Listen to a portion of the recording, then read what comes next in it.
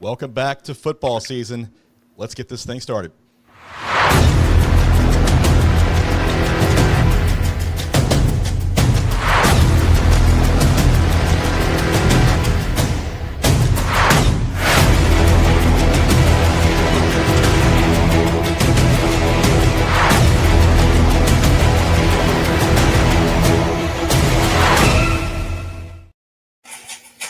Good evening, everybody. Welcome into the season premiere of 615 Preps Live. My name is Chris Brooks, your pilot for the evening. We'll take you all the way through 9 o'clock tonight and 5Y tonight with Scott Burton, Cam Reed, Isaac Leadham, and Joe Spears, who's trying to do his best Maverick impression, but we all know he can't. No, gentlemen, welcome back. The party's full. Oh man. Yeah. Take them off. It's yeah. No. Yeah. We back. Yeah. We back. I'm really back. I can't. Scott. And you get to talk more about that here in a little while, but I do. we got a loaded show tonight. Lots to talk about, not just for week one, but for the season itself. A little bit different for us to not do preseason preview shows, but we're rolling them all into one night. So thank you so much for being with us. Let's get it started, guys. Summer's still here, but summer's over as well. Let's go. Doesn't feel like it, man. It's ungodly hot out. Well, we had a false jump out of summer, I guess you would say. We had 1 week there that it cooled down to the low 80s, and everybody was like, at the scrimmage, I think it was the BGA scrimmage I was at, everybody was like, hey, we can do this. And then all of a sudden it's back up in the middle 90s, and kids are cramping, and the jamboree was pretty rough last Friday. I think Matt Mitchell would call that a false fall. Yeah, which season is that? It's like we call it full. On that list, it's like what, 11 out of 17 or something like that. Yeah, something like that. Next week, not to try and look ahead to week 2, but next week, I think it said like 75-degree high on Friday or something like that is what I've seen. So if that's the case, I'm about it. Amazing, but don't give us hope. That's too far out. That's too far out to be giving us hope. Hey, I just want to knock on wood, knowing that I'm about to say this. It probably will, but I think all the coaches and us alike will say we're glad that the rain has moved out of the forecast for week 1. Cam, shut up. We're just jinxing everything. I mean, yeah. We're what? We're 2 minutes into this, and we've already jinxed everything. Yeah. Let's just. You might as well just put one of our top players on the cover of Madden. Yeah. Yeah, shout out to Saquon for being on it, but I also worry about him. Yeah, same.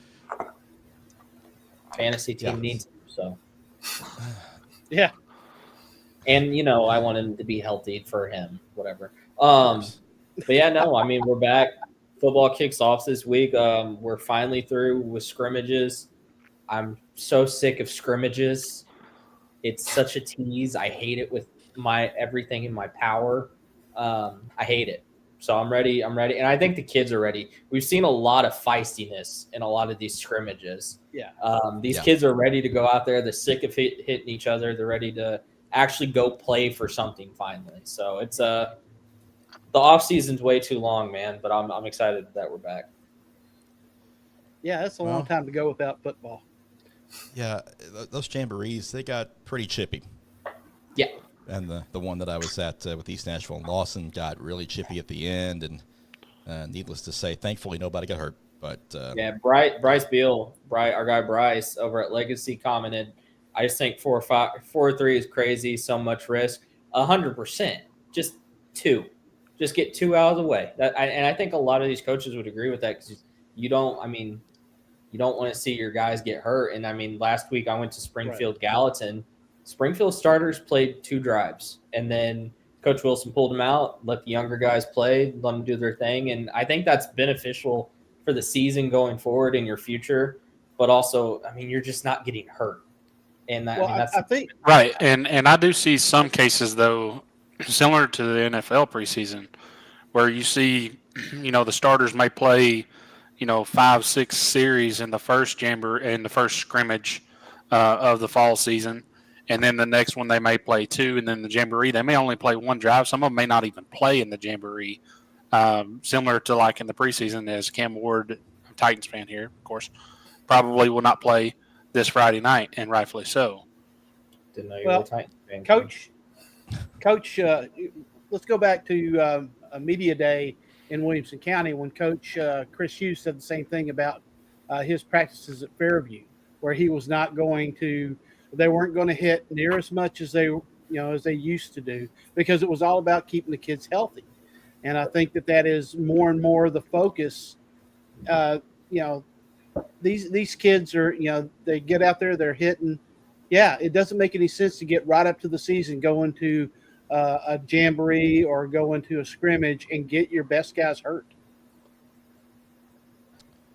Yeah, I mean, as a Lions fan, I haven't seen an offensive starter this whole preseason, and I'm okay with that. And I know a lot of these coaches would really be okay with a lot of their top players not playing at all, but everybody takes a different approach to jamborees and scrimmages, and that's kind of a big reason why when we talk about rankings, Joe, that these jamborees and scrimmages really do not go into account. I'll be quite frank with you. I don't give a damn about the final result of a jamboree or scrimmage. I don't care. No. You go into these looking at position battles more than anything. That's what these coaches are trying. They're trying to settle their rosters, right? They're trying to figure out who's going to play for me. When are you going to play for me? And for a lot of the established guys, you know what they're going to bring. I covered Springfield throughout the entire preseason. We know Jermaine Cobbins is going to be Jermaine Cobbins. We know Kason Woodson's going to be a great quarterback this year. You don't need to see much from those guys where, Gallatin, they played all their starters for the entire first half, and it's not because Jackson Strout needed the reps. We already know he's a great quarterback. But who's he throwing to? Who are the guys for Gallatin that are going to step up? Who on the line for Gallatin is going to step up this year? And I think they got a really good sense of that. And, kind of a spoiler, we're all pretty high on Gallatin, I think, this year for the most part. I think they can really do well in that region. But that's what you're looking for. You don't really care about the final result, which we got a lot of comments about stuff like that. They're jamborees. They don't count. Yeah. They don't count. It's like winning a 7-on-7. Yeah. You're good at two-hand touch, I think, and I'm stealing that from Chuck Gentry of Lebanon. But you're right. It's really a tool for the coaches, and people shouldn't take anything away from those. Yeah, and honestly, the formats can be different. They're not all created the same. Some are 2 quarters that are like full running clock. Some of them are actual game time. They're not all the same, and that's why we really just don't need to worry about the result of a scrimmage. If I never have to report the score of a scrimmage again, I'll be happy, personally. Yeah. So, I didn't keep track of them, so. No, sometimes the scoreboard's on, sometimes it's not, and that's okay too. So, speaking of rankings, let's dive into what we've got rankings-wise for the first week. Wow, that was fancy. That was fancy. Yeah. Now, let's start with the large class, Joe, and we'll pull those up here in just a moment. Yeah, while you pull those up, we all know who's number one. Oakland enters the year at number one. They're our number one overall team, and for good reason. They graduate DeJuan Morris, but hey, Craig Tutt's still there. Hey, Justin Haggard from Columbia comes in, and he's going to be a do-it-all guy on both sides of the ball. Oh, and then the rich get richer because Joel Wyatt, 4-star athlete committed to Tennessee, he transfers in, and he's only getting better. He's starting to really fit in with Oakland, which I think is key. So Oakland's going to be Oakland. They're the team to beat in 6A. I think you could argue they're a top 3 team in the state, trailing behind the likes of Baylor and McCallie, who still kind of run the show. So that's just how it is. Ravenwood solidly there at number 2. I think they have the most unique situation of any team in the state because they have 2 future Division I quarterbacks on the roster who didn't transfer out. Will Hester's gone. Ricky Rodriguez takes over. The Raptors are going to be really, really good. And if fate aligns, we get the state championship at the end of the year that we deserve with Oakland and Ravenwood. CPA was our number 1 medium class team last year. They're a large class now. They're bumped up to D2 AAA, and they play a schedule that's harder than what the Titans will play this year. It's a brutal schedule. Their record will not indicate how good this team is unless they go unbeaten, and then at that point we think, wow, they might be the best team in the state. Riverdale, they're an interesting team to me. I really like Gavin Hampton a lot. Corbin Reynolds, a transfer from Loretto. That's his name, right, Chris? Corbin Reynolds? Yes. Yeah, okay. He looked the part from what I saw. The Warriors just kind of reload at this point. And, I mean, you look at how they tested Oakland at the end of last year. They're going to be tough. Then Innsworth, they lose a lot in their front seven on defense, but that secondary is still loaded. Justin Hopkins in for a massive year. And then I really, really like E.J. Gibson a lot. He shined as a sophomore, and he's going to lead a pretty punishing ground game while Taylor Hasselbeck only gets better. So I think solid top 5. 4 and 5, you can maybe flip around. I do think that the top 3 are pretty stout where they're at. All right, that's large class. Who's right outside that top 5 that I think fans might want to keep an eye on these first couple weeks? You got to look at Blackman. I know, they've had some guys transfer in and out, but I was really impressed with what they did against Green Hill last year, who Green Hill is another team. They're at number 7 for me. I really like those 2 teams in particular, and they can make a lot of noise. Green Hill in particular, because their first 3 games, I mean, they played Beach, Green Hill, or they played Beach, Page, and then Ravenwood. They win those 3 games. They're solidly, I think, in the top 5. I really like Blackman, very athletic. They had a lot of young guys that shined last year. And then after that, it's kind of a mix. You got a lot of teams that are kind of battling their way in. I really think Father Ryan can make some noise this year. NBA is an interesting team, especially with Hugh Price back. But if you're going 6, 7, it's Blackman or not. Yeah, it's Blackman, Green Hill for me. Did Joe? Yeah, can't forget Brentwood Academy on that list, in my opinion. Brentwood Academy, yeah, sorry, Brentwood Academy. Duh, I'm an idiot. Brentwood Academy is at 6, and then Blackman, Green Hill. You're right, Cam. I'll say Brentwood, I don't think is too far off. Let's before we go into our medium class, let's acknowledge Jonathan. Yeah, good to see you too, man. Glad it's back. Glad you're ready to go, and should be a fun year. And love the Noah profile McKay picture, by the way. from UCR asking Joe, why do you hate Riverdale? I'll hang up and listen. I actually like Riverdale a lot. I think they have one of the best fields around. I love that turf field, and they have my favorite team name as a former Warrior myself. So really like Riverdale quite a bit. So original. Yeah, right. All right. I'm sorry, your team's name is Tiger with a color added on. It's one of your favorite. Don't even do that. I can't Like say he never anything. My left. team's a devil with a color. Admittedly, I just No learned. comment. Admittedly, There's a couple no- weeks ago, I just learned that Watertown existed. So Ooh, Yeah, more to come on that later this season as well. Yeah, let's go to medium class before this gets too far off the rails. yeah, that's how it's going to go, right, man? BGA, I think they were the easy choice at number 1. However, despite what people may say, I think there is not a massive gap between BGA and FRA. That was a 7-point game last year in the semis. I think FRA is really, really good.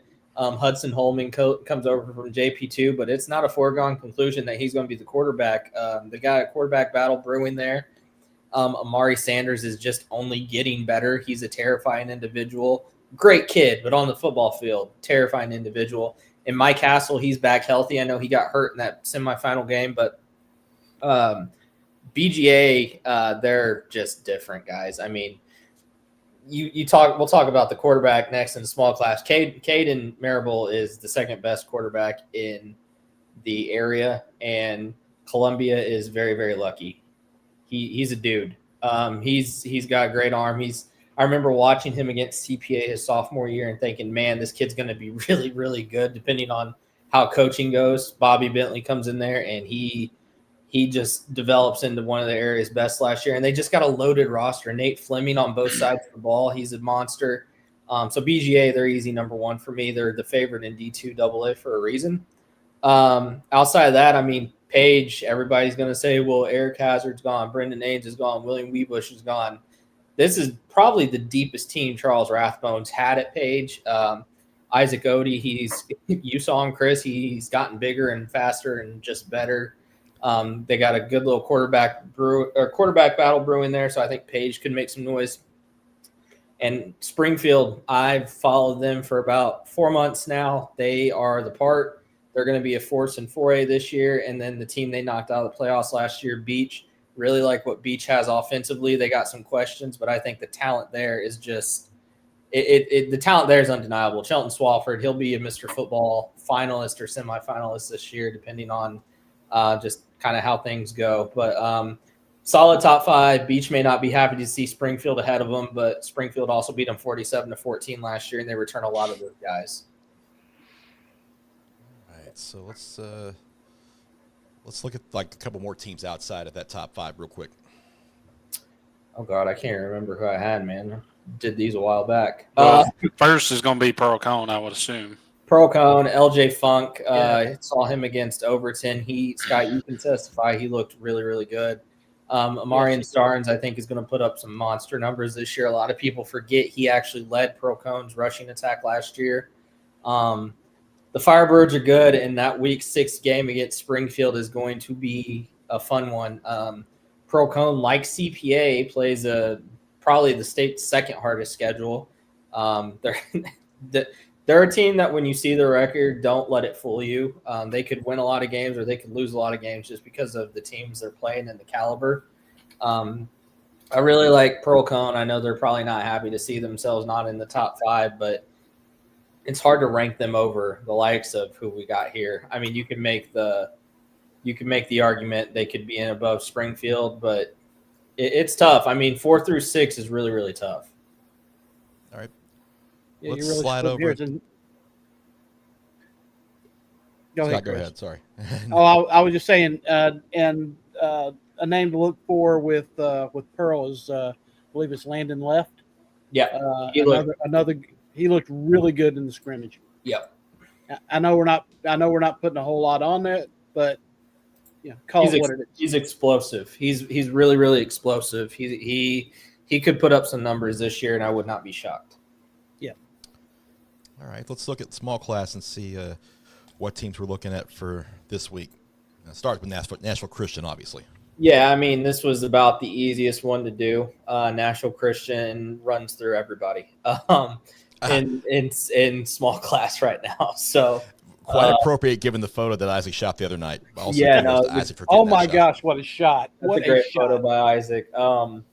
Really, Tyson Moody, I will fight you. He just commented on Instagram. Nashville Christian, TJ Ward. Everybody knows about Jared Curtis. We all know that. 5-star going to Georgia, and they've got a bunch of weapons behind him. We said last year when TJ Ward came into the mix, it was going to be unfair, and he ran for nearly 700 yards in 4 games. So you get a full season of him against a D2 single A schedule.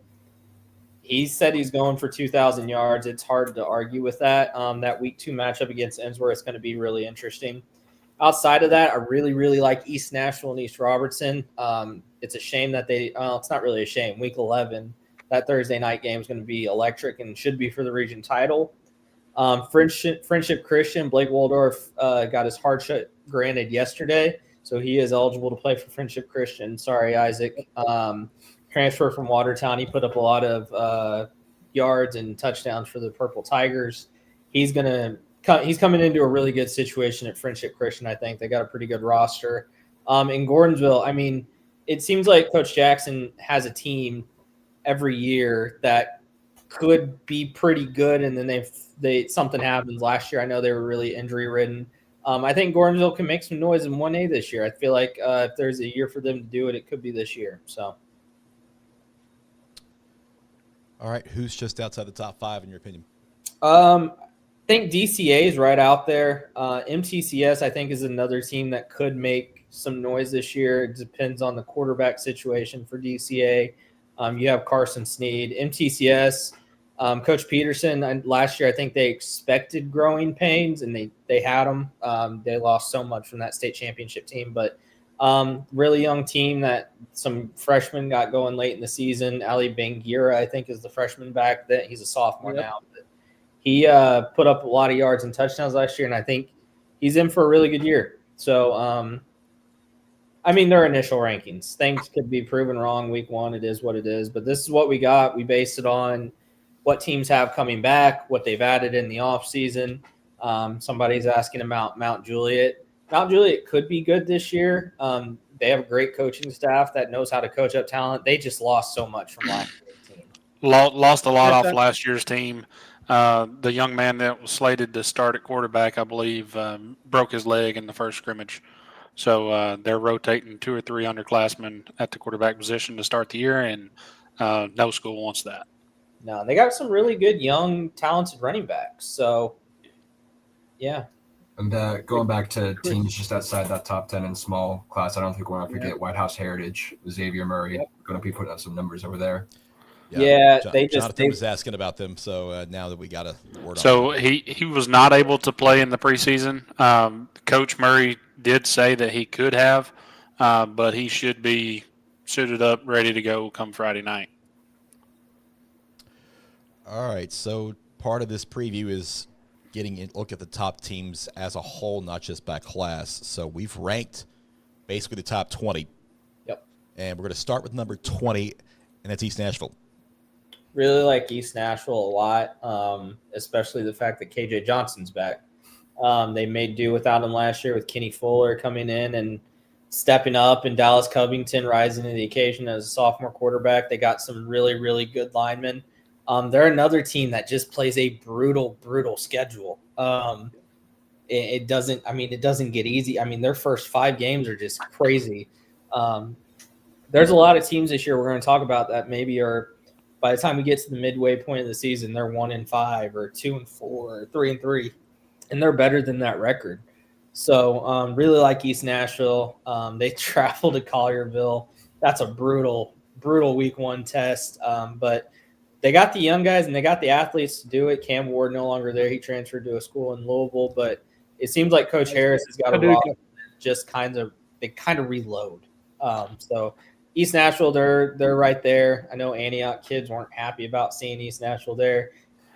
East Nashville's got the pedigree and the resume to show that they are deserving of a top 20 ranking. Yes, been there, done that, and they have dudes. Like they're very talented. They are right there at the top. When you look, they're going to have multiple, high caliber D1 guys on this team. Now Antioch will get their shot to prove it next week when they host East Nashville as part of that brutal start for the Eagles, who only have 2 home games in their first 8 contests. Yeah. At Collierville, at home against Antioch. East Nashville's at home next week instead of at Antioch. Wait till we get to Pearl Cone. Yeah. At Hillsborough week 3, at Beach on Thursday night, September 11th, and then at home against Springfield before they get into region play. That's just ridiculous. They will be battle-tested by the time region play comes around for sure. Yep. Number 19 on our list. We got a rising quarterback, Deion Barnes, asking what we think about Whites Creek. I think Whites Creek could be really good this year. Yes. Really, really good. And I think that region is up for the taking. I know White House Heritage is still – they're going to be the big dog to take down. But I think Whites Creek, depending on how much they've improved from last year, they should steal a playoff spot there, and they could contend for a top 2 spot. Yeah, and I don't know if you've released the article yet or not. I don't know if we're going to do that anymore, but – Whites Creek was my sleeper team this year. I think you guys are almost a lock to make it to the playoffs for the first time since 2009. And I even told your coach at Metro Media Days, I think you guys have a legitimate shot to win that region. But you have to find some more consistency than you had last year, which that happens when you have a lot of young guys playing as you were last year. All right, it's a team that we talked about internally for quite a bit of this offseason too, so definitely something to get excited about up there at Whites Creek. Been a long time since they've been in the postseason. Our number 19 team on the list is the Franklin Admirals. Yeah, they took a huge step last year in the first year under Coach Atkins, and They were that sleeping giant that were like they can make some noise once they get it going. They do graduate a ton. They're going to have a lot of younger guys, but I think he's found something up there. When you have a coach that comes to the media days that I've seen him at, and his voice is hoarse from yelling and coaching the hours prior to the media day, I take that as a good sign. Luke Thompson's the name to know with them. The Tennessee commit. It's going to be really, really big for them on both sides of the ball this year, I think. But I really like the Admirals. I think they could they'll challenge for a top 2 to 3 seed in that region. I know Shelbyville's there now, and Shelbyville should be pretty good this year. And then Brentwood, we'll see what happens there. J.C. White no longer there. We'll get to them in a second. But Franklin could make some noise again this year. They're just steadily getting better. I think Sean Gaka comes back. Is that right? No, he graduated. He gone? He graduated? He's gone. Okay. So between him and Brewer, Brewer Wilson, the quarterback, they've got some offense to replace. Yep. I think Brewer graduated, didn't he not? Yeah, he said That's what he said. He said between Gaka and Wilson, they have a lot to replace. But I'm right there with you, Joe. I think Luke Thompson is probably one of the most underrated guys in our area. He's a really, really high-end athlete. Yep. Franklin's tough stretch in their schedule is going to be right at the second half of the season. They host Ravenwood on September 19th, and they go on the road for 3 straight, which also includes fall break. They're at Indy, at Centennial, and then at Brentwood after they come back off of their open date on October 17th. That's pretty much going to really determine where they finish in that region. Mm-hmm. It's going to be tough, but I think Coach Atkins, he's instilled something there that hasn't been there for a little while now. Yeah, I agree. We might as well just roll on to that team to the third game of that stretch. Brentwood's at number 18. Yeah, and admittedly, we had this ranking before J.C. White transferred. He's now at Lipscomb Academy. It's going to be interesting to see what the Bruins do at quarterback this year. A lot of skill guys to work with. Defensively, they have a lot of holes they're going to have to replace, which is weird because the last couple of years, defense has been the Bruins' strength. Brentwood's an interesting team to me. They could be really, really good this year, or they could just fall flat. But I think Coach Finch isn't going to allow that to happen. He's instilled something really good there. Quarterback battle, it's just going to be interesting to see how that turns out. And they're in an unforgiving region now. Shelbyville in there, they're going to get tested for that 2 spot by both Shelbyville and Franklin. Well, they've had issues at quarterback. I think Gavin Strang, the transfer from Lausanne, has been sick. Something if I'm like not that. mistaken, he hadn't played. Parker Emerson has stepped up. He was a wide receiver last year. He's looked good in preseason. Throwing the ball, moves well without the ball.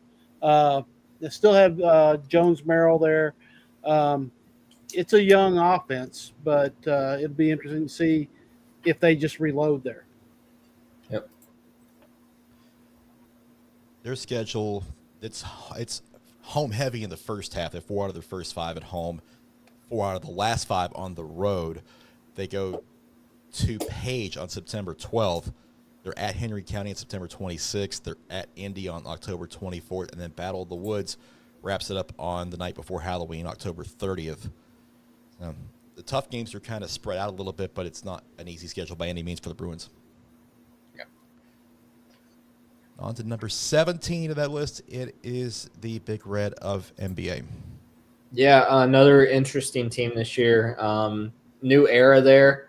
So new head coaching staff, new coach. Pretty familiar coaching staff, but new head coach there. Hugh Price is back, and I think that's what really hurt the Big Red last year, him getting hurt early on. They're still kind of rebuilding from the Marcel Reed years where, they were dominant for so long, and now they're trying to get it back going again. But NBA always has guys. They always have players. They're always right there in the mix. Hell, they could win 4 games, and all of a sudden we see them in the semis. So that's just kind of the culture there at NBA. And I think them in our next team, you could flip-flop, especially considering what happened to the starting quarterback of our next team, getting hurt in the Jamboree scrimmage as well. But, yeah, I think NBA could be in for a good year this year. Chris, you can talk a little bit about their schedule. Yeah. Opening with Pearl Cone at home on Friday night. That's I think it's my TV 30 game of the week as well on Friday. A Pearl Cone team looking for some revenge, considering how they lost. 100%. Yeah, a brutal loss in that season opener last year. They're going to want to avenge that for sure. The home game against Hamilton in week 2. Then they're on the road at FRA week 3. Christian Brothers a home game week 4. They're at Knoxville Catholic, and then it gets a little more difficult. Baylor, CPA, Father Ryan, all at home. Then road trips to McCallie and Ensworth to wrap up the regular season. Now, they kind of get to lean into it a little bit before region play really hits full, but when it does, it's going to hit hard. And the same goes for the number 16 team on our list. That's Father Ryan. Yeah, like I said, issue with starting quarterback getting hurt. You never want to see that. But Coach Mettenberger, his first year there, it's going to be interesting. I think Father Ryan, you got a solid foundation to build upon. We'll see how they do this year. Again, mind you, I would say from 15 to 20, you could put these teams really in any order and be correct. It is what it is. We're more solid. We're more solid on the teams after this. But Father Ryan, I wouldn't be shocked. I mean, Chris, you saw firsthand, just the culture they're building there. And I think that's kind of where it starts after they kind of been hit or miss the last couple of years. Yeah, they had some good vibes over there in that sideline over at Centennial the other night, just in a brief scrimmage, basically, just to see kind of how everybody interacts with each other. It's a pretty good vibe over there at Father Ryan, and I think that will carry over well toward the regular season. Their schedule, they open with Overton on Friday. They're at Riverdale and then at McCallie in back-to-back weeks before getting home games against Briarcrest at MUS. The Bishop's Cup with JP2 on September 26th. In October, they host Lipscomb Academy. They're at MBA. Then they host Brentwood Academy after fall break. And their season finale on Halloween is at Christian Brothers. So that Western region is where Father Ryan's headed this year. The favorable region, I think. In D2 AAA, I believe that would be correct. Yeah. For sure. We drop down to 4A to get our next team of the list, and it's Pearl Cone at number 15. Yeah, so starting from here on is where it gets a little harder. I think these are the more solid teams. We talked about Pearl Cone. LJ Funk is now fully integrated into this team. They've bought in. He is the quarterback of their future for this year and next year. Pearl always has athletes. Defensively, I thought they looked pretty good the other night against Overton.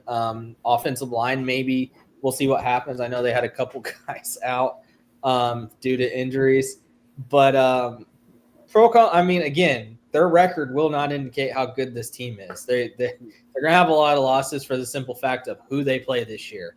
Or they could win those games and make us all look dumb. So I think Pearl Cone is going to be really, really good this year. And they are a factor on the western side of the 4A bracket. The eastern side is going to be a bloodbath, but the western side, there's maybe 3 or 4 teams I think that could really make some noise, and I think they're one of them.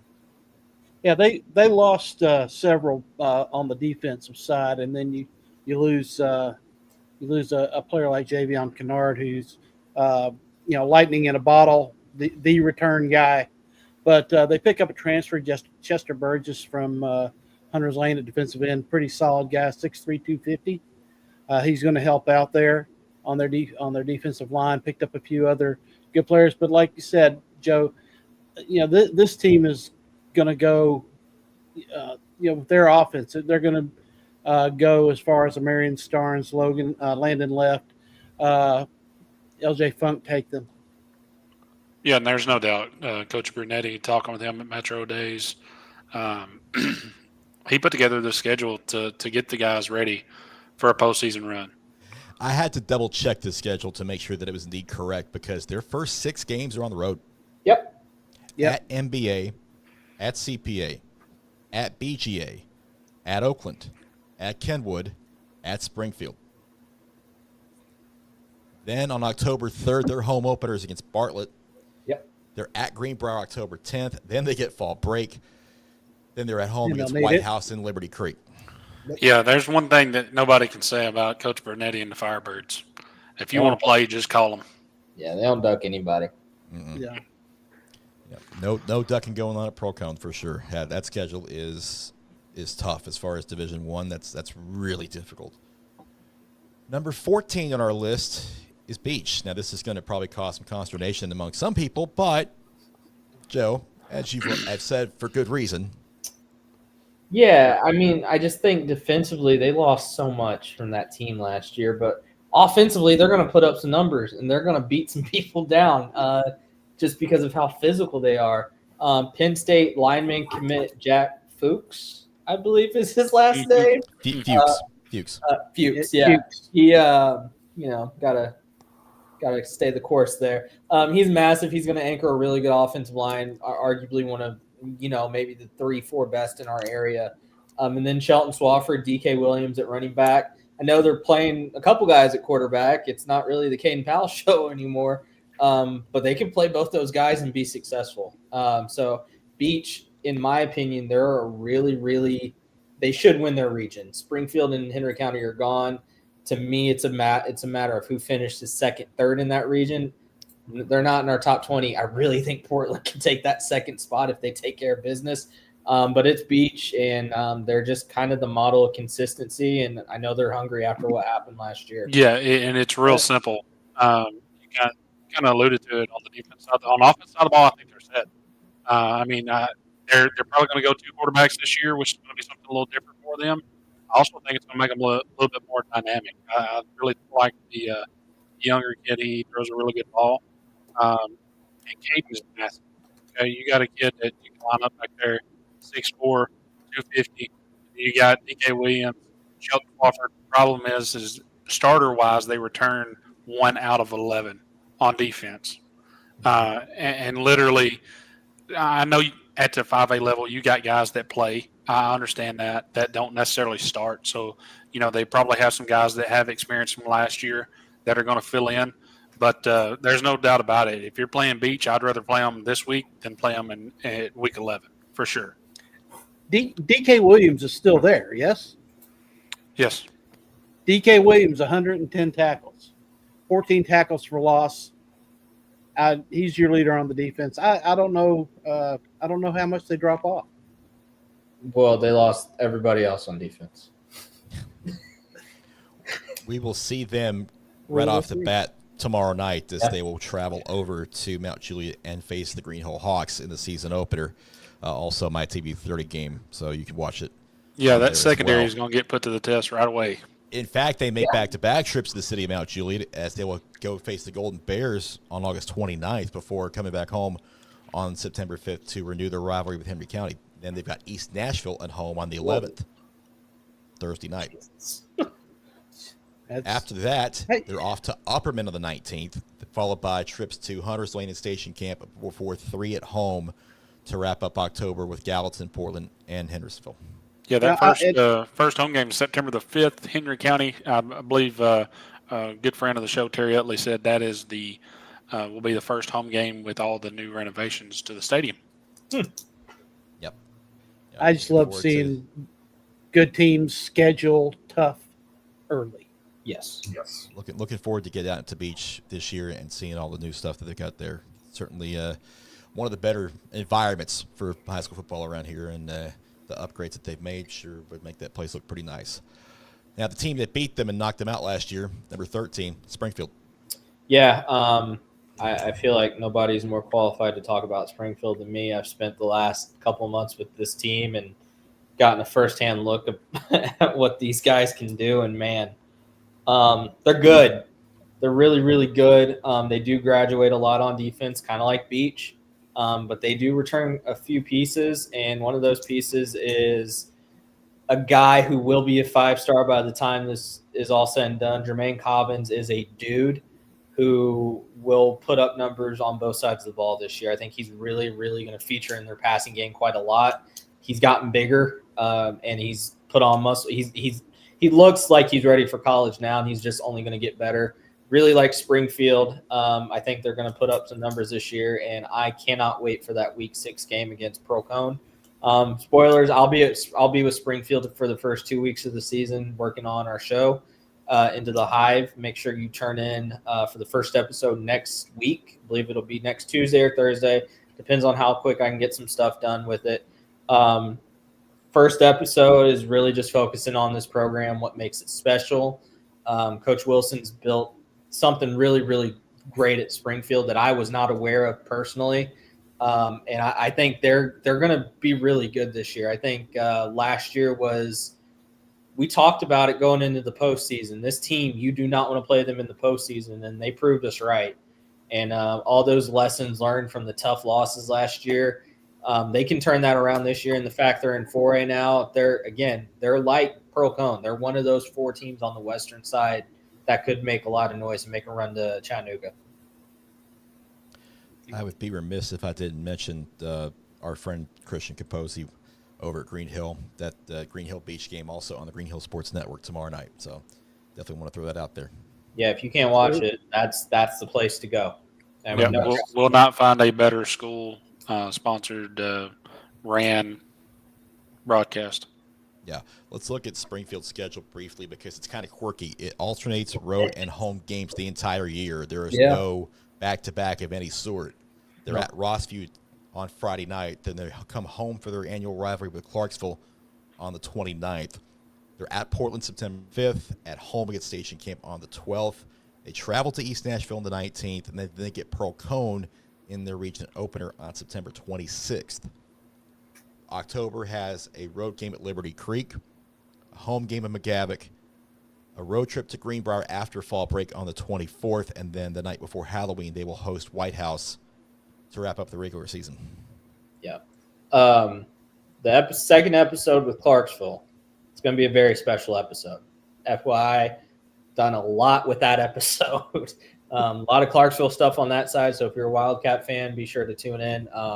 No, it's fun, man. The project's really fun. It's turning out a lot better than I thought it would, and I'm excited to see what they do this year. Yeah, super excited. Last year, we actually had decided on Springfield being our season with project this year, and during the postseason last year, and getting a chance to talk with Coach Wilson, and his big thing, he said, "Yeah, I'm all for it as long as it shows everybody what Springfield's about," and we're going to do our best to do that, and look forward to what Joe's able to put together on that project. But man, what a hell of a football team he's got too. Chris, I think it would be appropriate at this point to say that show does not yet have a sponsor. It does not. Nor does this show. Yeah. Nor does this show. Well, I was going to save that one for later, but that might as well show put it out there. Yeah. Well, I feel like Oliver Twist. Please, sir, may I have some more? Scott, I'll give you the honor for that too. What's that? Oh, for begging. No, we'll get to that later. But no, I just wanted to say this is if you're out in Springfield, this is going to draw a lot of eyes. This is going to be a really quality program. Joe has put heart and soul into it, and it's really going to be something that we're all going to be proud of. Josh, I hear you, Josh. I hear you. We appreciate that. Yeah. Obviously, we do not have a title sponsor for this show either, or a scoreboard show just yet. If you are interested in doing so, sponsor info, just email us 615preps@gmail.com. We will get you that information ASAP. And if you, for some reason, don't want to email, DM any of our social accounts. We will get it to the right place. Or the 615 Prep social accounts, too. Those work the same way. So definitely want to get that out there. On to our number 12 team, which we just talked about moments ago. Actually, it's Green Hill. Really, really high on Green Hill. Coach Crouch has built something special up on the hill, and we witnessed that firsthand last year with them going 10-0 in the regular season. Did not end the way they wanted. They ran into a buzzsaw of Blackman. But I think that's only going to fuel them this year. They play everybody talked about Green Hill's schedule. They're not playing anybody. They're playing folks this year, guys. They play Beach week 1. They get Page week 2, and they get freaking Ravenwood week 3. So, whoa! Wait a minute! Don't have to go overboard. They it's crazy, and they're not. I mean, they're about it. and I think they should be. They return a really good squad. They got a lot of transfers that came in that are good. Amize Denayan is going to be crazy good this year. The Army pledge. Army's getting a dude with him, and then Cannon Burrows. I'm sorry, Isaac, not a future Vandy Commodore, but he is going to UTM. He's going to a really good coach there, and Coach Simpson. Cannon, I mean, he should have been Mr. Football finalist last year, in my opinion, but he's going to put up numbers this year. You watch some of his stuff that he's put out from the spring and fall. He looks good, and I like the Cunningham kid at running back. They got some guys, and I think Green Hill could make some noise this year. They're kind of in the similar spot that Mount Juliet was in last year. Very, very senior-heavy class, and this is the year they need to do something. Lots of juniors back, and if I'm not mistaken, one of those guys that you did not mention up front, Luka Nash, one of the best defensive tackles in our area, a guy that's going to cause havoc every Friday night. And you actually said this in our group chat earlier today or yesterday. Man, Coach Crouch, there's no way he could have predicted Cannon Burrows turning into what he turned into when he was starting as a sophomore, because the starting quarterback tore his ACL in the preseason jamboree. Green Hill's a force to be reckoned with, and Coach Crouch knows, the situation there being in that region, that he's going to match up with the Murfreesboro region, and he knows that tough competition and iron sharpens iron, and that's what he's trying to do. Yeah, right. It's good to have Matt back too. Matt's back. Yep. Matt's back. Yeah. Now we can get the show started. Yep. No, after that start for Green Hill, they go to Centennial. Then they're at home against Gallatin. They're at Cookeville September 26th. In October, they've got home games with Glencliff, Lebanon, and then road games at Wilson Central and Mount Juliet to wrap up the regular season. So that Gallatin game is huge. Could definitely be the region championship. Yep. The team that knocked them out last year is at number 11. It's Blackman. A lot of young guys last year that shined, and they are huge. Blackman's massive. Coach Kreisky's got himself a squad there. I know they're trying to take over one of those top two spots from Oakland and Riverdale. I don't think they're quite there yet, but they're building something there at Blackman. I really liked what they had. A really young quarterback last year that shined, and Marcus Cameron. Marcus Cameron's a dude. Yeah. So I'm excited to see what Blackman does this year. Chris, you saw him, I believe, in a scrimmage. I saw them over at Ravenwood, actually, and defensively, I like what I saw out of them, for sure. Yeah, and that was the issue that Green Hill had with them last year. Their defense gave the Hawks a lot of problems. I think they'll do that a lot this year. And I think last year it was one of those situations where, they were bad, then they were good, then they were bad, then they were good. This year, I think there's going to be a lot more good than there's bad. So. Yeah, we were talking about that defense. That defense last year in the game against Oakland, and Oakland had to pull off, I think it was a 13-12 final. So that defense is definitely good enough to keep them in football games. And as you said, if they find some consistency, they could definitely finish in the top two in this region. That gap is getting a little bit closer there in the top of that Rutherford County region. Yeah, they brought in some new faces too. Darian Davis transferred from Stewart's Creek. Defensive back and wide receiver, Javion Elliott, quarterback, transfer from Rockvale. And then they brought in Jaden Sanders, defensive back from Milton C. Christian. So they bolstered the defensive backfield with some players as well. And again, they still have a lot of their weapons from last year. They're at Clarksville Friday night to start out, and then coming Thursday the 28th, they will be at home against Cane Ridge in their home opener. They're at Riverdale in week 3, at Nolensville on September 12th. They have home games against Laverne and Oakland to wrap up September. In October, it's a Thursday nighter at Stewart's Creek, a home game against Smyrna after fall break, then they're at Siegel and home against Rockvale to wrap up the regular season for the Blaze. Yeah, I think that week 3 game against Riverdale is really going to show us what kind of team this is. I think that first test against a really good Riverdale team is going to let us know how the rest of their season is going to turn out. Yep. Yeah. We get into the top 10, and we will start that process with the reigning D2 single A champions, Nashville Christian. Yeah, like we said, Nashville Christian's loaded. A lot of people are pissed off that we have them above Blackman and Green Hill. It doesn't matter. it does not matter what class they're in. They may not have as many guys. The roster may not be as big. Actually, Isaac and I can attest to this. We were there for first day of practice and pads. This is the biggest roster Nashville Christian's ever had. And they've added some guys. Some guys have come over, and they get TJ Ward for a full year. That's huge. They arguably have the best quarterback running back duo in the state, and they play for a D2 single A team. They're going to beat teams by as much as they want to this year. It's just a matter of what we set that line at, essentially. So that Innsworth game is going to be really interesting. If they come out and beat Innsworth, it's not hard to say they're not going to lose a game the rest of the year. It would be a massive upset for somebody to knock them off that pedestal. And I mean, this is the team Coach Brothers has been building since Jared Curtis got there, and it's there. This is the senior year, and this, I mean, it could be should, if they take care of business, this is their best team ever. But again, you have to play the games. Correct. And we, like you, I kind of thought it was laughable that people were frustrated that we had them number 10. Guys, it's real simple. They got the guys. Jared Curtis is pretty much a widespread, easy top 10 guy in his class in the country. So, yeah, I mean, he's right there. And then they get TJ Ward that, set out the whole regular season, had, 700-800 yards in the postseason. He says he's going for 2,000 this year. He definitely could do that. And then you add a guy like Colin Romero that was an all 615 area guy at White House Heritage last year.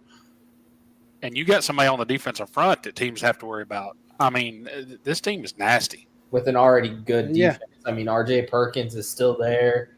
Javin Derulo still there. Grigsby's still there. So and the receivers that they have, I mean, 3 receivers come back that have over 500 yards receiving, 2 more that are close to 300. I mean, his weapons all came, Curtis's weapons are all still there. The only thing I would say is maybe Jared, don't try to knock over defensive backs this year. Run out of bounds or slide. Yeah, his rushing numbers may go down this year, and that's not a bad thing. No. If you're Georgia, you're like, yes, numbers go down. Just sling it around and let TJ run it. They're going to put up numbers. It's going to be kind of wild to watch them this year. It's going to be the greatest show on turf. Yeah, name another team in our area that has a 5-star SEC quarterback commit and a 4-star running back commit that's going to play in the Big 12. I don't think there is one. They're at Davidson Academy this week. Then they get Innsworth at home in week 2, which is our spotlight game for next week. Yep. They're at DCA and Clarksville Academy. Then at home against Mount Juliet Christian. They're at Franklin Christian to end September. October, after fall break, we'll find them hosting Tyner Academy, going to Columbia Academy, then hosting Ezel Harding and Friendship Christian to wrap up their schedule. Yeah, that Tyner game could be a good little secret athletic matchup for them because Tyner's got aspirations to make it to the state championship game in 3A. So that could be a sneaky good game. Number 9 on our list is the Patriots of Page. Yeah, like we said, big stars may be gone, but they're loaded.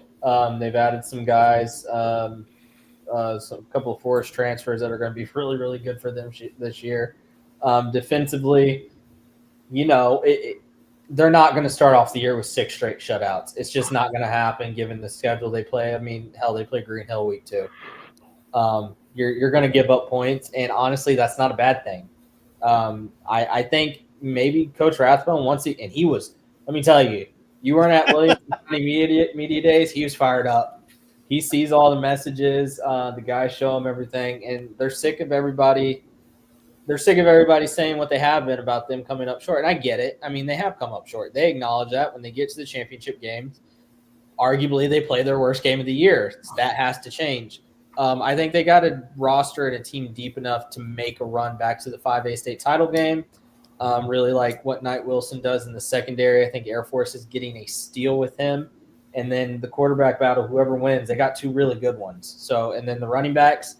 Running back is where they are the deepest outside of the offensive line. They're going to run the ball down your throat with about 3 to 4 guys, and they're going to have fun doing it. Yeah, I really think the balance this may be his most balanced team out of the 5. Yeah. Out of the last 4 that made the state championship, and then this team, I think they clearly are the most balanced. They're able to throw the ball, run the ball, but they're also able to put up points. I think they're going to put up more points than they have the last couple of years, which if you're a Page fan, you're very excited to see. Yeah, well, Joe, you mentioned that, and I think Chris, you did too, being out there. The weight that Isaac Odie has put on, he's going to run the ball. But you got new faces. You got James Pierre, running back, that's transferred from Bell Buckle. Drew Rimple and quarterback transferred from Lipscomb. Cameron Cruz quarterback from I can't pronounce that, Kansas. Cohen Grissom, a linebacker transferred from Forest. Eli Bell, wide receiver, transferred from Forest. Sloan Bass, offensive lineman from Lipscomb Academy. They are loaded, and they have plugged some holes. The Page Beach trash talk has started. I'm about it. It has. That's going to be really, really fun to watch. If it happens. Yeah. We said this last year, and Springfield spoiled it. Mm-hmm. Yep. Well, Just Page take care of it. Page is going to have 3 on the road to start things out. They're at Giles County, at Green Hill, and at Hendersonville before they go home for Brentwood and Henry County in back-to-back weeks. Henry County is going to want a piece of revenge, too, for those losses the Pages handed them in recent years. They're at Centennial September 26th, at Lawson October 3rd, and then 3 at home after fall break with Independence, Hillsboro, and Nolensville to finish out. Yep. Number 8 on our list is Franklin Road Academy. Yeah, ranking them was hard because I personally wanted to put them higher, but then I understand why I didn't put them higher. It is what it is. I mean, I think BJ's maybe added a little bit more. They've added what they needed to add. They saw their downfall. They saw their downfall last year with, the loss to FRA, and then they saw it with the loss to CPA. And I think Coach Bentley's filled those holes. And, I'm excited to see what FRA does this year. Week 6, if you guys haven't looked at the schedule, week 6 is insane. BGA, FRA, Springfield Pro Cone. I'm sure I'm missing a couple other games, and it's going to be hard to figure out where we're going. But yeah, no, I like FRA a lot. I need to see what they can do for me to be like, yeah, no, they can overtake BGA because we'll get to BGA here in a little bit. The Wildcats are loaded, and the Panthers are trying what they can to keep up. But Coach Geisinger's built something really special at FRA, and I think if not this year, next year, because this is a very junior-heavy squad. Yeah, and he's got a really good quarterback now in Hudson Holman, transfer in from JP2. And this FRA team, you talk about teams that feel like they've kind of been disrespected. I would assume that they were probably on that list. All they hear is BGA, and they come up just a little bit short behind BGA last year. They really want that BGA game. Their opener is at South Gibson before 3 at home against Cookeville, MBA, and JP2. And that JP2 game's the region opener. They're at Davidson Academy September 19th. They've got home games with BGA on September 26th, as we just mentioned, and then Good Pasture on October 3rd before 3 road games in October to finish out at Antioch, at Grace Christian, and at Columbia Academy. On to our number 7 team on the list, and it's the Eagles of Brentwood Academy. Really high on Brentwood Academy. I could have had them higher, personally. George McIntyre's gone, but for me, the reason I'm so high on them is the transition from 2023 to 2024 on the defensive side of the ball. Chris and I were at the midnight practice, and there's just a feeling there with Coach Wade that wasn't there in 2023. And man, you can just kind of feel it. And then the trash talk is just insane already from the players. I mean, they're going at each other like it's week 1. You add in Bennett Spillman, the younger brother of Edwin and Nate on that line. He's their best lineman on both sides of the ball, and he's good. Kashawn Bowman is going to be one of the top 2 players in the state next year, the Oregon commit. He looked nasty this year. And quarterback is the big question people have. Well, you don't have that question because Cruz Jenkins is a dude. Yep. So Larry Sanders, I believe, is the running back. So I'm really, really high on Brentwood Academy. They made a run to the semifinals last year. They gave Baylor a game in the regular season, only losing by a point. So I really think they can make some noise this year. And realistically, I mean, if we got 3 really good teams that could test Baylor and McCallie for that spot in Chattanooga, we'll see if it happens. But they have the talent to do it. Yeah, you talk about the difference in the field, and to me, it comes down to one thing. And the few times that I've been around Coach Wade, the dude just pours intensity like that. If you can feel it when you get close to him. He is one of the most high intense guys in our area, and I think the guys feed off of that for sure. Yeah, they gave him. We got a couple of new guys in, wide receivers, Romel Kuhn and Lex Baskin transferred in. But let's not forget about Tommy Bashero. And I'm probably butchering that last name, but the kicker there, he's a weapon for BA. So, that's just another another bullet for what, if you will, in the chamber. So BA's schedule goes like this. They're at Lawson this week. They're at Brentwood next week. At home against Baylor. At Chattanooga Christian September 12th. 3 straight at home against Christian Brothers, Ensworth, and MUS. In October, they've got a road trip to Briarcrest Christian before fall break. Then after fall break, it's at Father Ryan and then at Lipscomb Academy on Halloween night to wrap up the regular season. Number 6 on this list is the Ensworth Tigers. Yeah, I'm excited to see Ensworth secondary this year. I think it might be the best secondary in the state. Bishop Starling, Justin Hopkins, a lot of dudes back there. That's where they're going to be the strength. They're going to have to replace some holes on that front 7, and that's going to be, it's going to be tough. However, you flip the opposite side of the ball, Taylor Hasselbeck's back. It's his 2nd year. And I'm really, really high on EJ Gibson. I think he is a dude. He's going to rush for over 1,000 yards again if he can stay healthy, which, he was a workhorse for him last year. I think Ensworth's going to make a lot of noise this year. And that rushing attack's going to give the defense some time to catch their breath because I think early on they might have some struggles because of that front 7. They're going to try to figure out, who do we replace Sam Haley, Brandon Collins, Ethan Utley with. But by the midway point to the later point of the season, that defense is just going to be as nasty as it always is. And really, really like their secondary. You have a good secondary and a good running game. As a Notre Dame fan, I'm all about it because that's all we are. So I'm excited to see Ensworth this year, and I think they're right there with BA. They have to stay healthy. I talked to Tim Hasselbeck after the Hillsborough scrimmage, and that was his primary concern was numbers.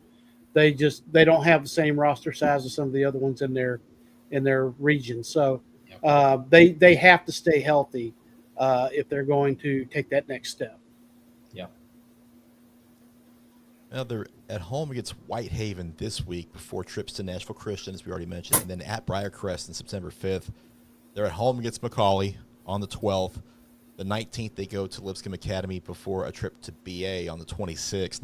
October, we'll get a home game against Knoxville Catholic, trips to CPA and Baylor before ending the regular season at home against MBA. And CPA and Ensworth in the same region, even though they're farther west than Father Ryan and Lipscomb Academy, who are in the west region, which doesn't make sense. No comment. Doesn't make sense. I'll say it doesn't make sense.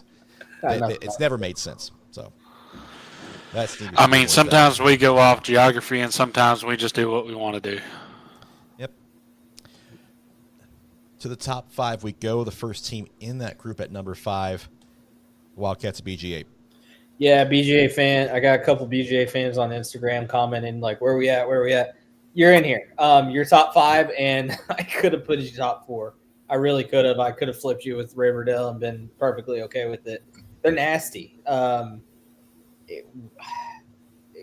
of the year last year goes to Isaac saying like, hey, this is my sleeper team. They can make some noise. And they did. I mean, realistically, you look at their losses last year, it was what? CPA and FRA, two really good teams, and then they get payback against FRA. Then they made it, they ran into a buzzsaw with CPA. CPA is not around anymore. They are the team to beat in D2 AAA. I think Caden Marable could lead, I don't know the state, but he could lead our area in passing this year. He could lead the state. Who knows? You have to replace Arnett Hayes, which I think they will. I think they got guys that can come out, and Caden's just going to make receivers around him good. That's what he does. That's the kind of quarterback he is. Again, I'll say it time and time again. He's a Division I guy going to Columbia. So Columbia needs to really be thankful. And then you got another Division I guy that's going there, Nate Fleming. He's a Division I guy as well that can play both sides of the line. So Coach Bentley's got himself a squad.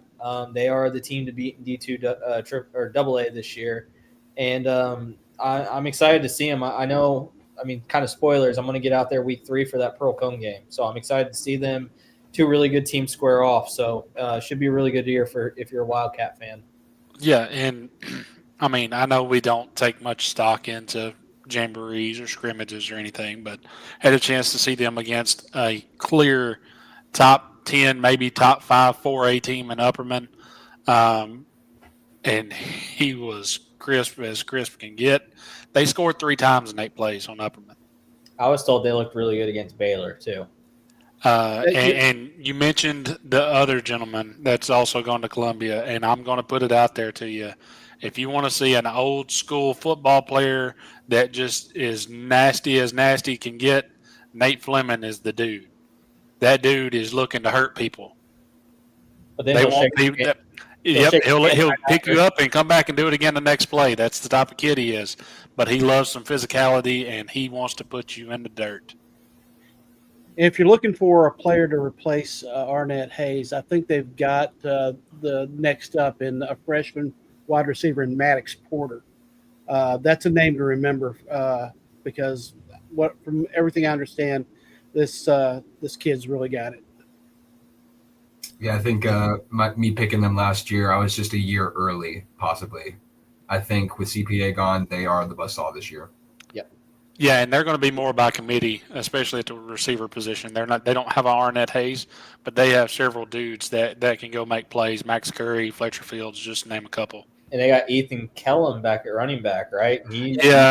I'm not sure how the results came up, but he went down in the Upperman scrimmage with the upper body injury. So not sure if he's good to go for week 1 or not, but they're good enough passing the ball. I think they'll be okay.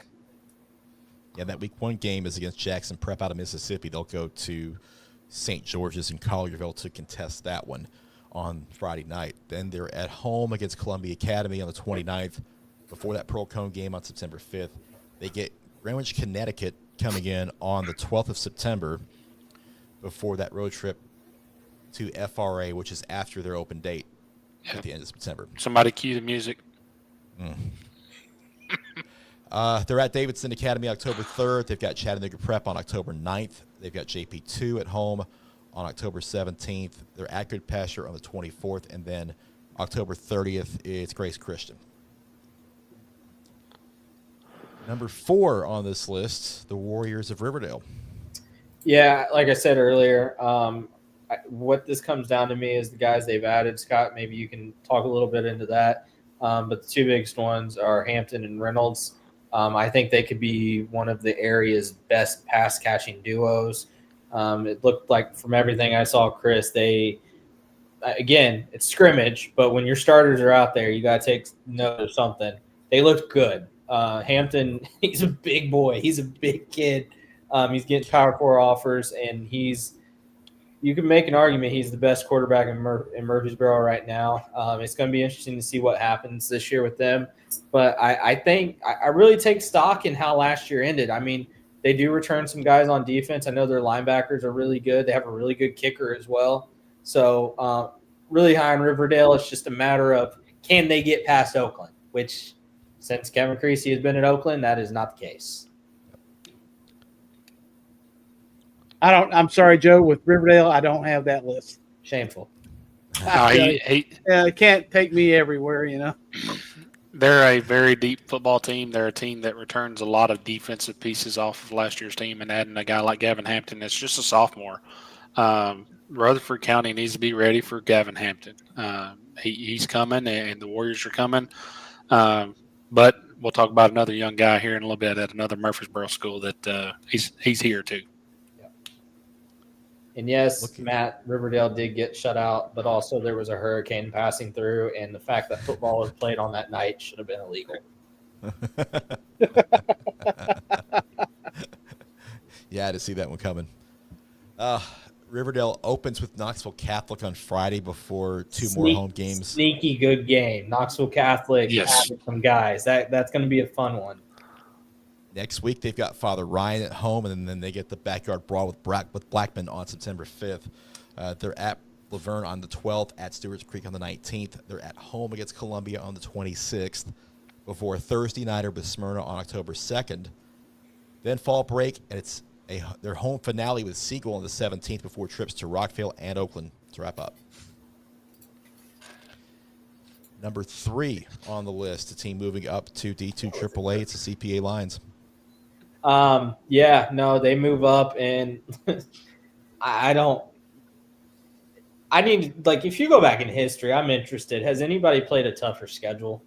Not only the region stuff with Baylor and Innsworth and McCallie. Oh, but hey, let's play Tupelo, Mississippi, team that went unbeaten last year and's got a rising 4 to 5 star running back about to probably go to Bama. And then Archbishop Moeller.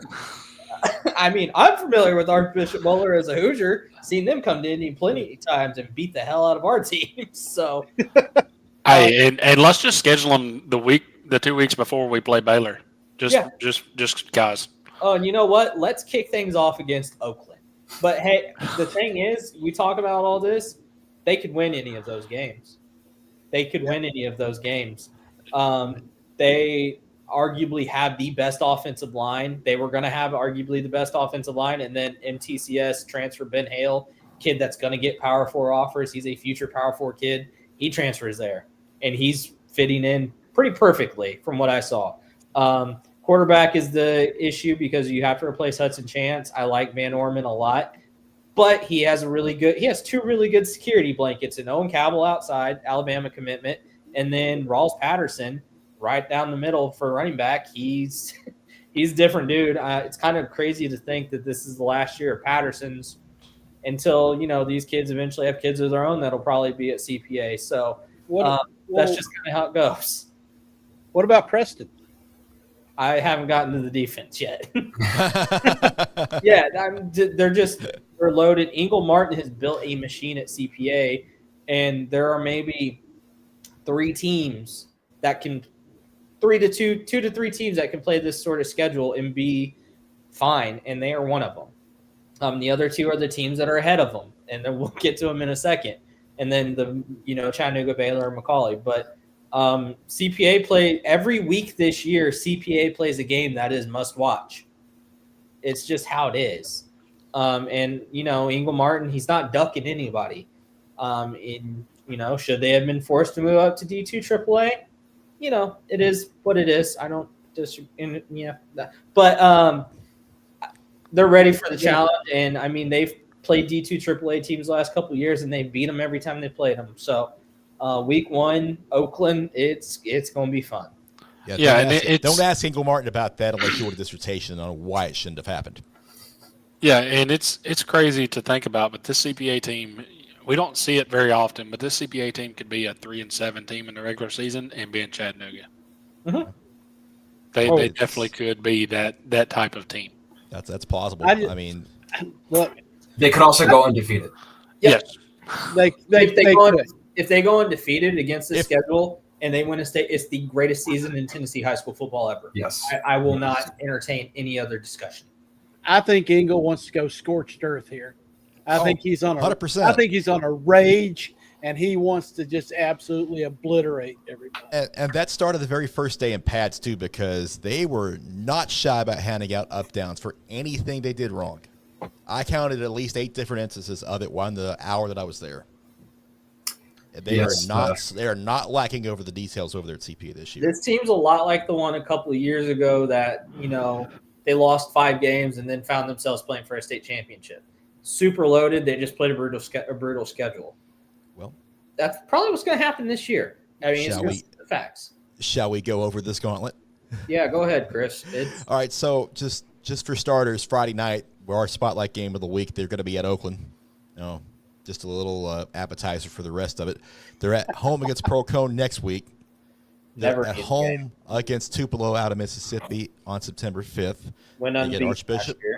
They get Archbishop Moeller September 12th at home. Then Baylor comes calling on September 19th in the region opener. They're at Ravenwood on September 26th. They're at MBA on October 3rd.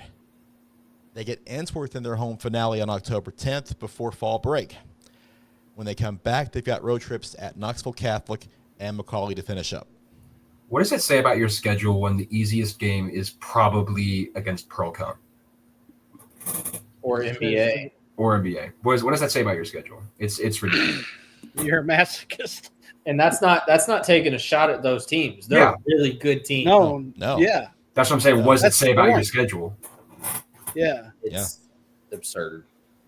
Yeah, Matt, you got it right. This is definitely my favorite team. And for ulterior reasons, I will not be picking against them. Well, we shall see about that later. Number 2 on our list is a team that's on CPA's schedule. We just mentioned them. It's the Raptors of Ravenwood. It's going to be weird not seeing Will Hester on the sideline this year. He's built Ravenwood into a power. They were a drive away from making it state championship last year, came up short on the road to Houston. Really like this Ravenwood team. Femi Lola, he looks the part. He's a future Power 4 guy going to Boston College. I think they got a steal. Maverick Chance at Williamson County Media Day, I think Coach Rodriguez said it best. Maverick Chance was born to be a Navy quarterback. His name is Maverick. Yeah. So they got 2 of those guys, and hell, you may see Maverick not playing quarterback. You may see him in other spots. You may see him on the field at the same time.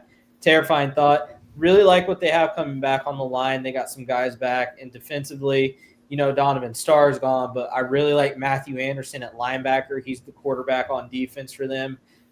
They are very senior heavy. I think they realize, look, we reload every year, but if we're going to win it, this is the group. And weirdly enough, the last 2 championships they've won, 2005, 2015. Is 2025? Do we keep the trend going? Who knows? I think they're going to be really good this year. I think they're the clear favorite in their region. And if the stars align, we get the state championship we all deserve. Yeah, and, you talked about it. They are a 6A school, which has larger numbers in students. They have 40-plus seniors on this team. That is absurd. Yep. And the 2 quarterbacks are night and day. One of them does some things very well, and the other one does other things different well. They have so many different ways to beat you. When you talk about these teams, you talk about Ravenwood, you talk about CPA, you talk about BGA. They have so many different ways to beat you. That's what makes them so hard to plan for and hard to beat. But yeah, 40-plus seniors. Coach Rodriguez has been with Coach Hester for a few years now, so I don't think they're going to miss a beat with Coach Rodriguez at the helm. No, he's got the experience with this team, and Jody talked about having a loaded roster, and then we look at the new faces there: Tavon, wide receiver, transfer from Centennial; Jay Little, defensive back, transfer from Franklin; Connor Gallman, wide receiver, transfer from Overton. Danny Brown, defensive lineman, transfer from Lipscomb Academy, and Brooks Brown, another transfer from Lipscomb. Danny Brown is, to me, the biggest addition. I thought he was fantastic at Lipscomb Academy. He's such a great ball player. He's so good. He, to me, is a future P4 guy if colleges get their acts together and actually take a look at the film. I really like Danny Brown a lot. And you have him on the edge, coming off the edge, Matthew in the middle. I mean, that's terrifying. Yeah. Well, they're going to have a first this year as they're going out of state for the first time on Friday when they travel to Madison Ridgeland Academy way down in Mississippi. it won't be the last time they go out of state, according to Coach Rodriguez. Well, Yeah. there is a connection there. I don't know if you guys are aware of that. The head coach of Madison Ridgeland, his son is the offensive coordinator for Ravenwood. Oh, that's kind of cool. Yeah. Week 2, they're at Lipscomb Academy. They're at home for their home opener on September 5th against Green Hill. Road trips to Summit and Franklin before they host CPA on the 26th of September. They have Independence at home on October 3rd. They're at Shelbyville after fall break on the 17th. October 24th, they're at home against Coffee County, and then Battle of the Woods, October 30th. And that brings us to the number 1 team on our list for 2025. It's Oakland. Yeah, the team that cost me my belt last year. Oakland, I'm a big dumb idiot for picking against Oakland. I'm stupid. Kevin Creasy, I'm sorry. I'm stupid. Will I pick against Oakland this year? We'll see. I really like them. I mean, Craig Tutt is one of my favorite players to watch, and it's not even what he does on the offensive side of the ball where he's electric. What he does as a safety, Ole Miss is getting a dude. I'm sorry, Cam. He didn't go to you guys. Sucks to suck. However, you did get another guy in Joel Wyatt who I'm interested to see how he fits in on this team. You know, it's a big difference going from Webb Bellbuckle to Oakland, and I think he's adjusting more and more and more. He's also going to a team that's not pass heavy. But Cam, talk to us a little bit about – oh, before we do that, Justice Haggard, the Columbia transfer, I'm really excited about him. I think he's going to take a lot of pressure off Craig. He's going to put up some numbers this year, I think, offense and defense. But for Wyatt, you know, he's going to play defense. He's going to put up numbers there. But he's a receiver. I mean, he's 6'4", 215 pounds. He's a big dude. But, Cam, you know a little bit more about the quarterback situation. Yeah, I fully expect to see 2 quarterbacks come Friday night. 2 guys that are both transfers in. Dante Cameron transfers in from Riverdale. Really good quarterback, really good athlete. And then Cam Morton, a upcoming freshman, transfers in from Innsworth. And both guys have been neck and neck all fall scrimmages. Creasy's done it a couple times. Guys, he's just going to start both of them. He's going to play both of them, and if one of them, you know, kind of weeds his way out in the middle of the season, that's the way it'll work out. But you know, there's one of them. Cam, the transfer from Innsworth, is special. He really is. He's got a very talented arm, very live arm, quick release. He does things that you don't see a freshman doing at this level. Hence why he is starting for the best school, you know, best high school football team that we think is in the state of Tennessee in the 6A level. Let's just put it that way. Don't want to irritate the Baylor and Macaulay fans. And kind of, you know, we talk about Oakland a lot, guys. They're not going away. This freshman and sophomore class they got's really loaded. Yeah, they have another freshman that they literally – so they took a 6'4", 260-pound right tackle and put him at tight end because they had to make room to put a freshman guard in at left guard. So just to put you – Oakland's not going anywhere. They can't move up a class. It ain't possible. Yeah. Moving to the private schools. This may be – and this is going to be – pretty insane to say when you consider that Isaiah Horton and Jordan James were on the same team. This may be his most talented team. Big words. Well, the opportunity is there to prove it. I mean, CPA Friday night. Then they get a neutral site game next week. They're traveling to Winchester, Kentucky to face Huntington, West Virginia in the Clark County Hall of Fame Bowl. Make of that what you will. But they're at Smyrna September 5th. At home against Pearl Cone on the 12th. They're at Siegel and at Blackman to wrap up September. October finds them hosting Rockvale, then traveling to Laverne after fall break. Then their final 2 games are at home against Stewart's Creek and Riverdale. And They're that different. they are definitely different. And that's a look at our top 20 overall heading into 2025. Now we're going to take a look at each class, small, medium, and large, kind of in general, to maybe get some teams that we haven't mentioned as well. And I want to take a moment to do just a little bit of house cleaning there. A little bit different this year, as our coverage area actually shrunk just a bit. For the first time ever, we actually are the entire 615 area code. We actually had an addition or two outside of that before this year. We made a big change to not do that anymore, to kind of stay on brand. And for the first time, we actually say that we do that. So if your team's not in here, there may be a reason why. But let's go and look at. Let's start with small class, because I know Nashville Christian. We've talked about them ad nauseum. Joe, if you want. For what it's worth, if Clarksville was still in here, Kirkwood definitely would have been a top 20 team for me. Yeah. And probably Clarksville as well. I know Clarksville, they're good, and I'm excited to see them week 2. That's all I got to say. Go ahead. No. Continue. Scott? Well, I just want to say, see, we just finished the segment. Right here is where your commercial would go. If you were sponsoring us, right here will be where your first commercial would go. Well, after we talk about players of the week, but yeah. And no, Matt, nobody has paid respect to the Bobby Boucher jersey. It's fine. I'm fine. Everything's fine. I thought it was the Florida Gators jersey. Oh. I can't see but about from here up. Yeah, but still okay, thought, yeah. Though. There you go. That's the freaking Bourbon Bowl patch, Scott.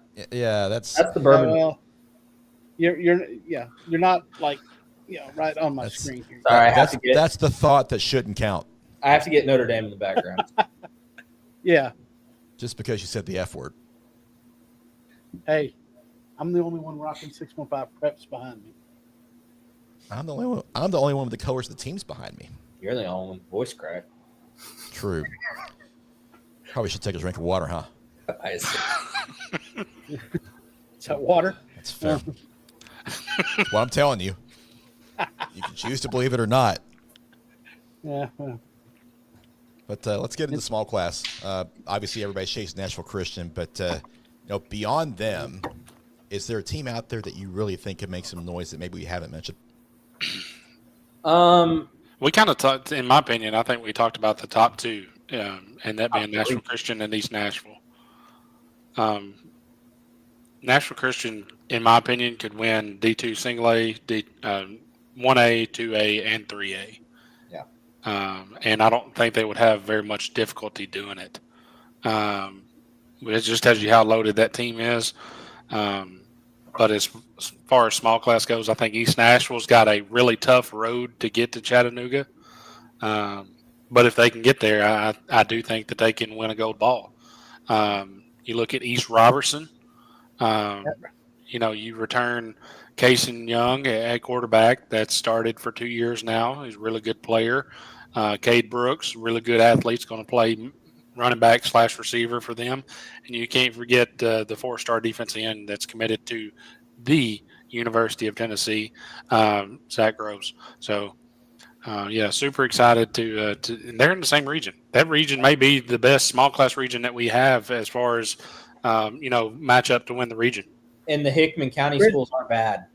Yeah. It's a really good region. So we're not going class by class by class. You're talking about small class. Small class, yeah. I know it's a long show, but it's not that long. No. Okay. Well, Friendship Christian would have been one that I would say to be on the lookout for as well. If you're talking about D2 single. Yeah, I think D2 single is the really interesting one outside of Nashville Christian, because I think Ezel Harding has a real opportunity to make some noise this year. Julian Murdoch is a really good quarterback, and then he's got weapons around him. I really like what MTCS has. I think Coach Peterson has something really good there. And then DCA, we'll have to see what the quarterback – I mean, the fact that Mitchell Carey's not there anymore is weird. It feels like he's been around for 15 years. But whoever wins that quarterback position, they got a really good security blanket in Carson Snead, former pledge to the University of Tennessee, now committed to Bill Belichick in North Carolina. So But yeah, no, I D2 single A outside of Nashville Christian, who we all expect to win it. I think they could be really good, and I think it's a D2 single A Middle Tennessee. Two of our teams playing for the state title. It's just a matter of who. I'm going to make an executive decision right now. Never use the word "the" in that context ever again on this show. Don't do it. Hey, he did it. I don't care. I don't care who does it. It ain't happening again. How about you can do it if it's funny?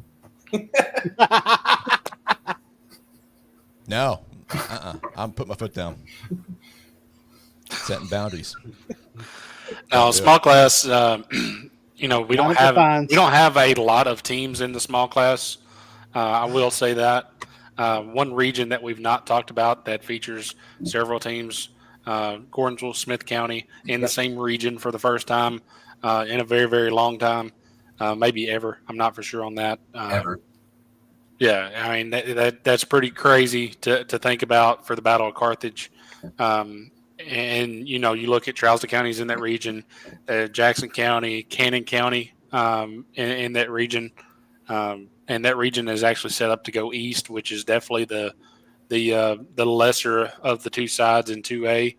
Can Gordonsville or Smith County find enough this season to make a run at getting to Chattanooga? And that's very enticing to think about. As Joe said earlier with Gordonsville, Coach Jackson always seems to have some guys, but he's had some unlucky, unfortunate things happen the last couple of years. They do return the running back that was hurt last year on this team. So I definitely think in our preseason region projections, I think we picked Gordonsville to win this region, and I feel pretty decent about that. But Riley Martin being healthy this year for Smith County is also a huge boost for Coach Dyer and the Owls. They also add one of the best assistants in the area in Josh Hackett. And Jay Foster apparently back, which is huge. Yeah. Huge. Yep. One team I'd be remiss in 3A not mentioning would be Maplewood. I think Maplewood has a really good chance to do better than they've been. They're ready to take, I think, the next step.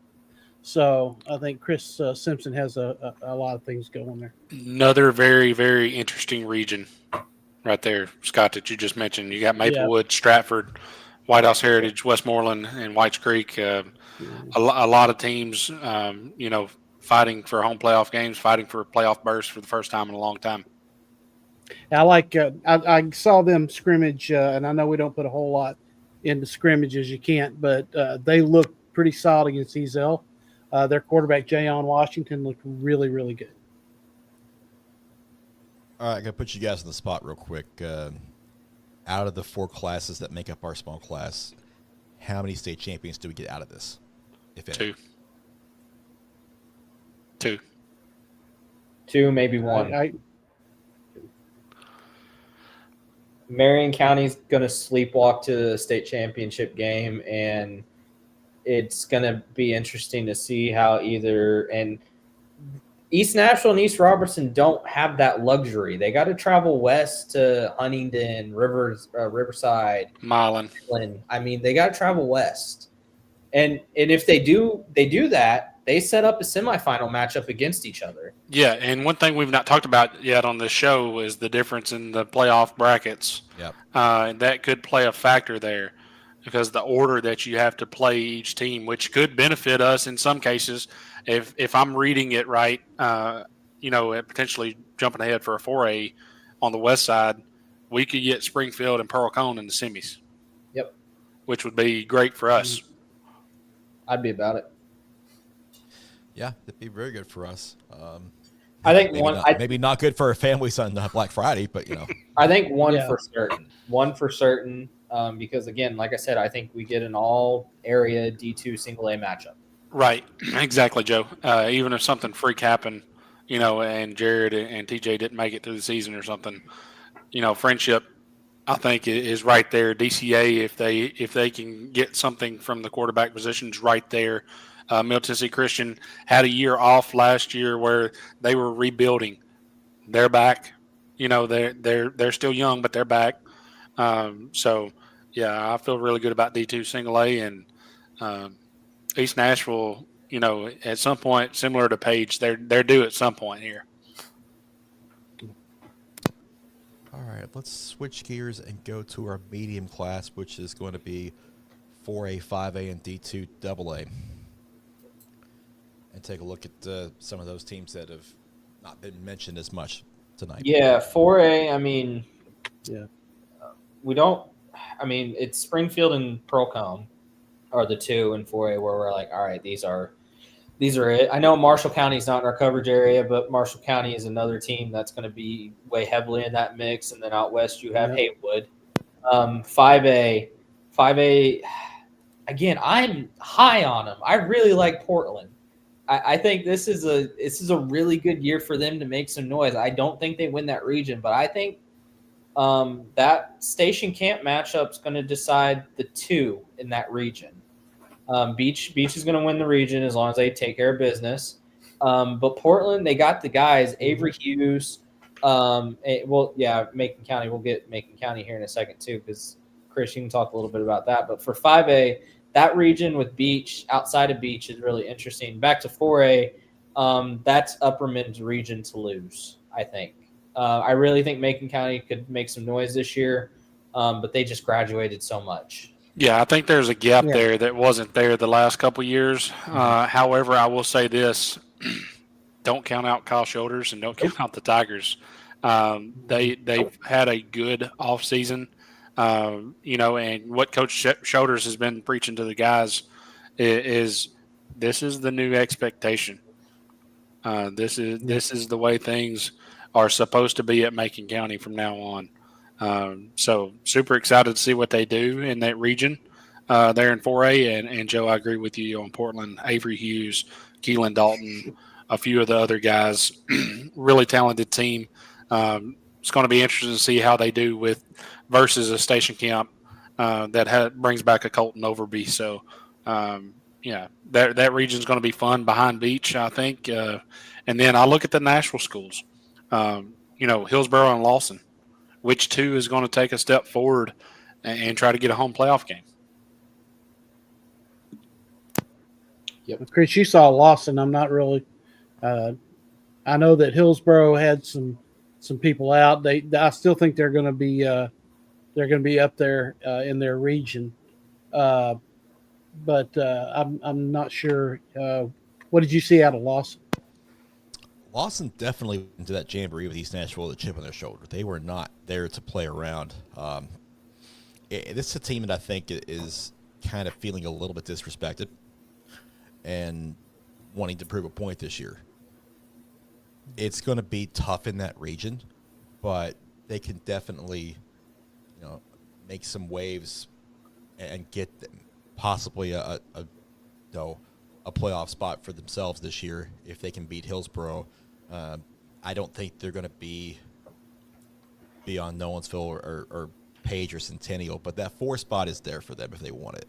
And they're going to BA this first week, so they're going to find out really quickly what they have. And then D2 AA, PGA FRA. JP2 is very interesting. Rock Batten's back in Middle Tennessee. Zay Batten's the quarterback there. I think he's really, really good. And that coaching staff, Jamal Stewart coming over from Centennial, they've put together something. It may not be this year, but they're building something to where the D2 AA middle region is going to be really fun with Bobby Bentley, Rock Batten, and Justin Geisinger all building something at their respective schools. Yeah, and I'm going to say this. Don't be surprised if Goodpasture takes a step forward. Do I think they're going to be able to jump all the way to the top of the rankings? No.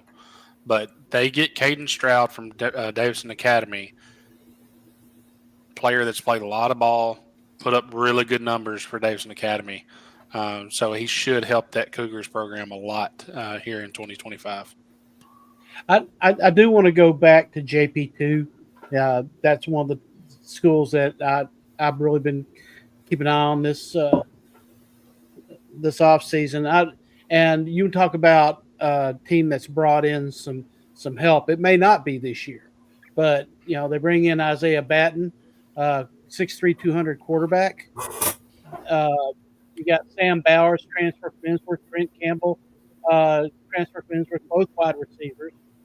You've got Pierce Thigpen, a tight end defensive end from Innsworth. Caden Redmond, a wide receiver from Hendersonville, and then you get a defensive back from East End Prep. I mean, there were a lot of pieces that Rock Madden has gotten in place this offseason. So it may not be until the second half of the season we really see them settle in.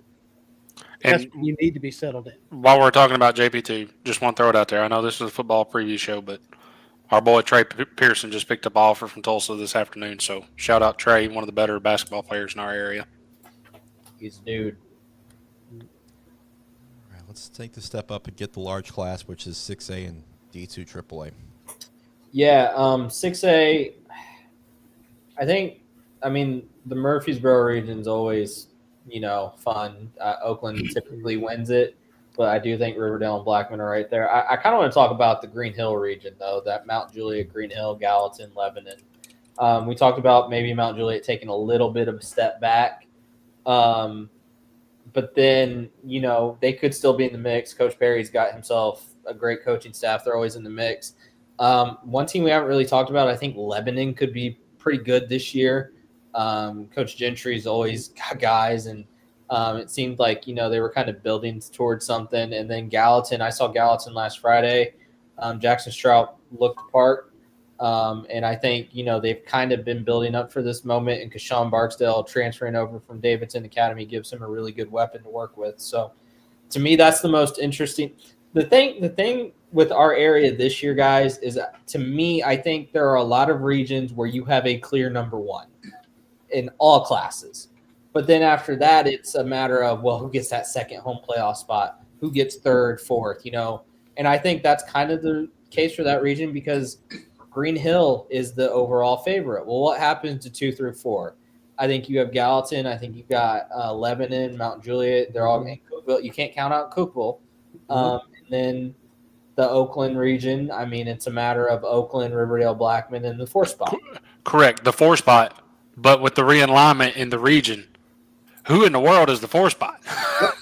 I mean, that's going to be a fun playoff battle to watch. And then the other 6A with Brentwood and Ravenwood, you add in Shelbyville and Coffee County, who both made the playoffs last year. So 6A is going to be really fun in our area this year. I think each of the regions has a clear favorite, but then it's just a matter of who finishes second through fourth in those regions. Yeah, it's going to be interesting in 6A5 with Antioch. They're your clear number one in there, but and I don't know if they are. Yeah, I don't know if they are. Yeah. Especially Clarksville was expected to take a step back this year, but everything that I've seen on Clarksville shows that they're not taking a step back for nobody. I've spent a little bit of time with that program over the last 2 weeks in particular, and they are not acting like a team that's going to take a step back. They got a pretty big roster.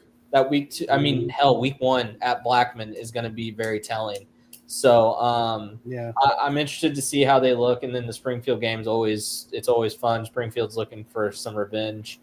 It'll be interesting. I don't disagree, Scott. I think Antioch is the favorite, but compared to the other ones, I don't think they're a runaway favorite.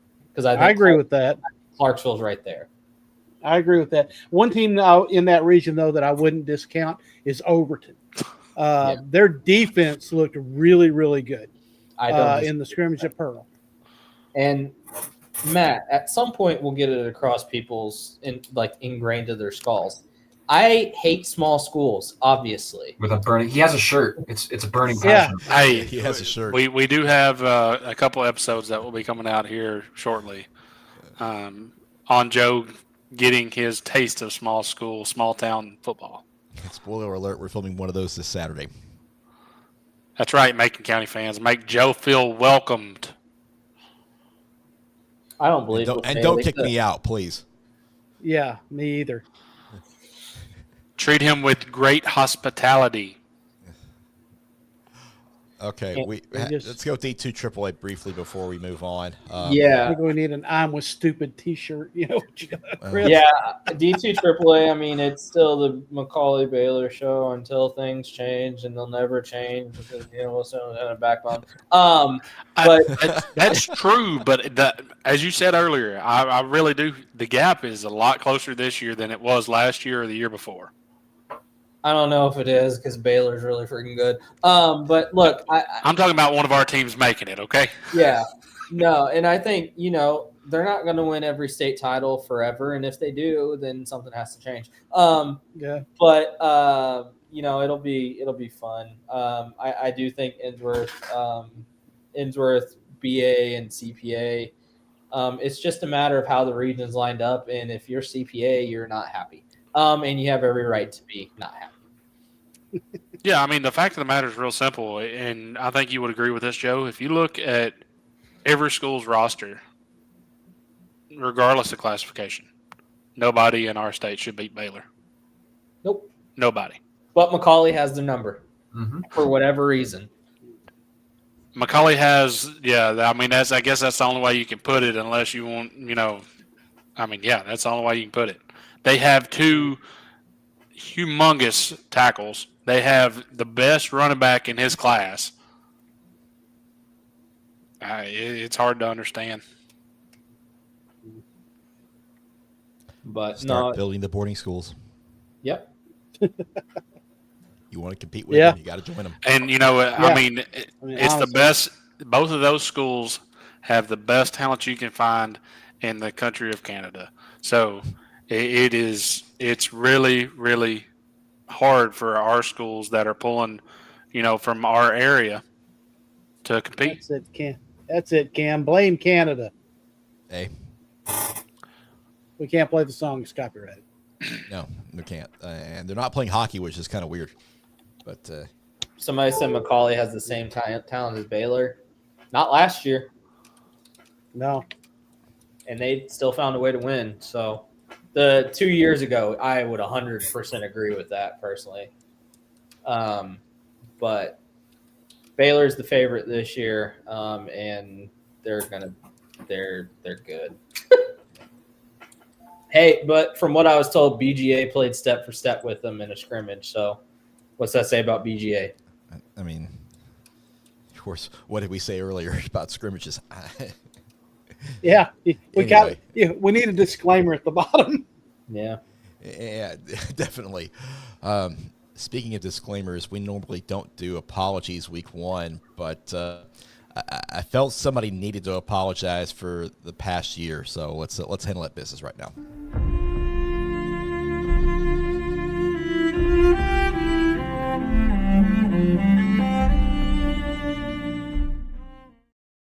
Mr. Burton, you've been in exile to Philadelphia for the last year. I need you to speak for yourself to the fans and let them know that you are sorry for being gone. Wow. But they can't see you, except for that 1 week. Yeah. Well, I was on every week. But they couldn't see you. Yeah, No. You see where I'm getting at. I understand, and trust me, I'm glad to be back. If it was not on. It was a work thing, so I apologize. I did not run and hide, but yes, I for my day job, I had to move to Philadelphia for a year. Landed cheesesteaks and really good Italian food, but I'm back. Let me tell you, I apologize for leaving. I wish I didn't have to. You don't understand. I was almost in tears that first scrimmage on the sideline. I was so happy to be back. So I am sorry. I apologize for abandoning you for the last year. I did watch from afar. Trust me, I watched every crappy NHFS broadcast that I could get my hands on. I was jonesing for it. I was Tennessee high school football addict because let me tell you, Pennsylvania is a pro town.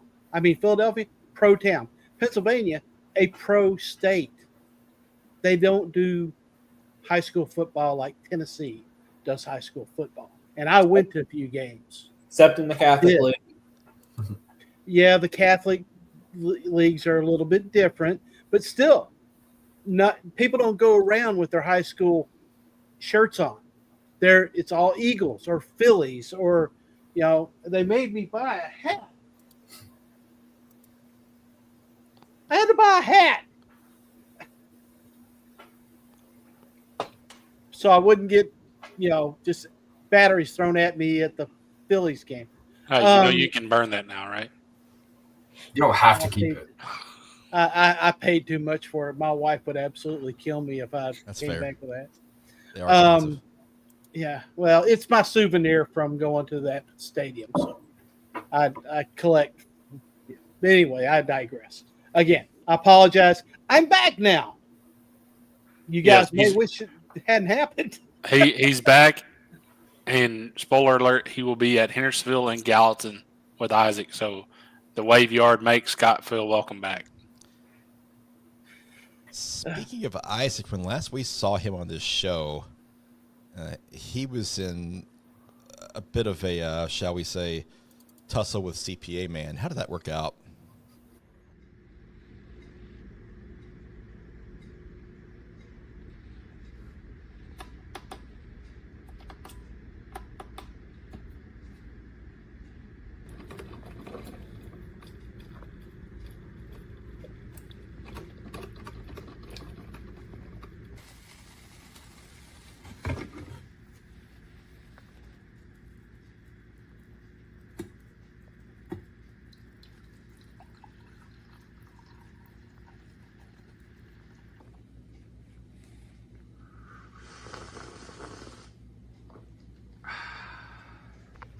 What a beautiful start to a brand new season.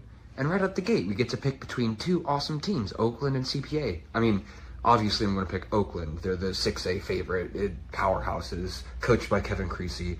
No question there, right? Yeah, obviously. I just can't wait. It's going to be such a great season. I'm so excited to pick Oakland.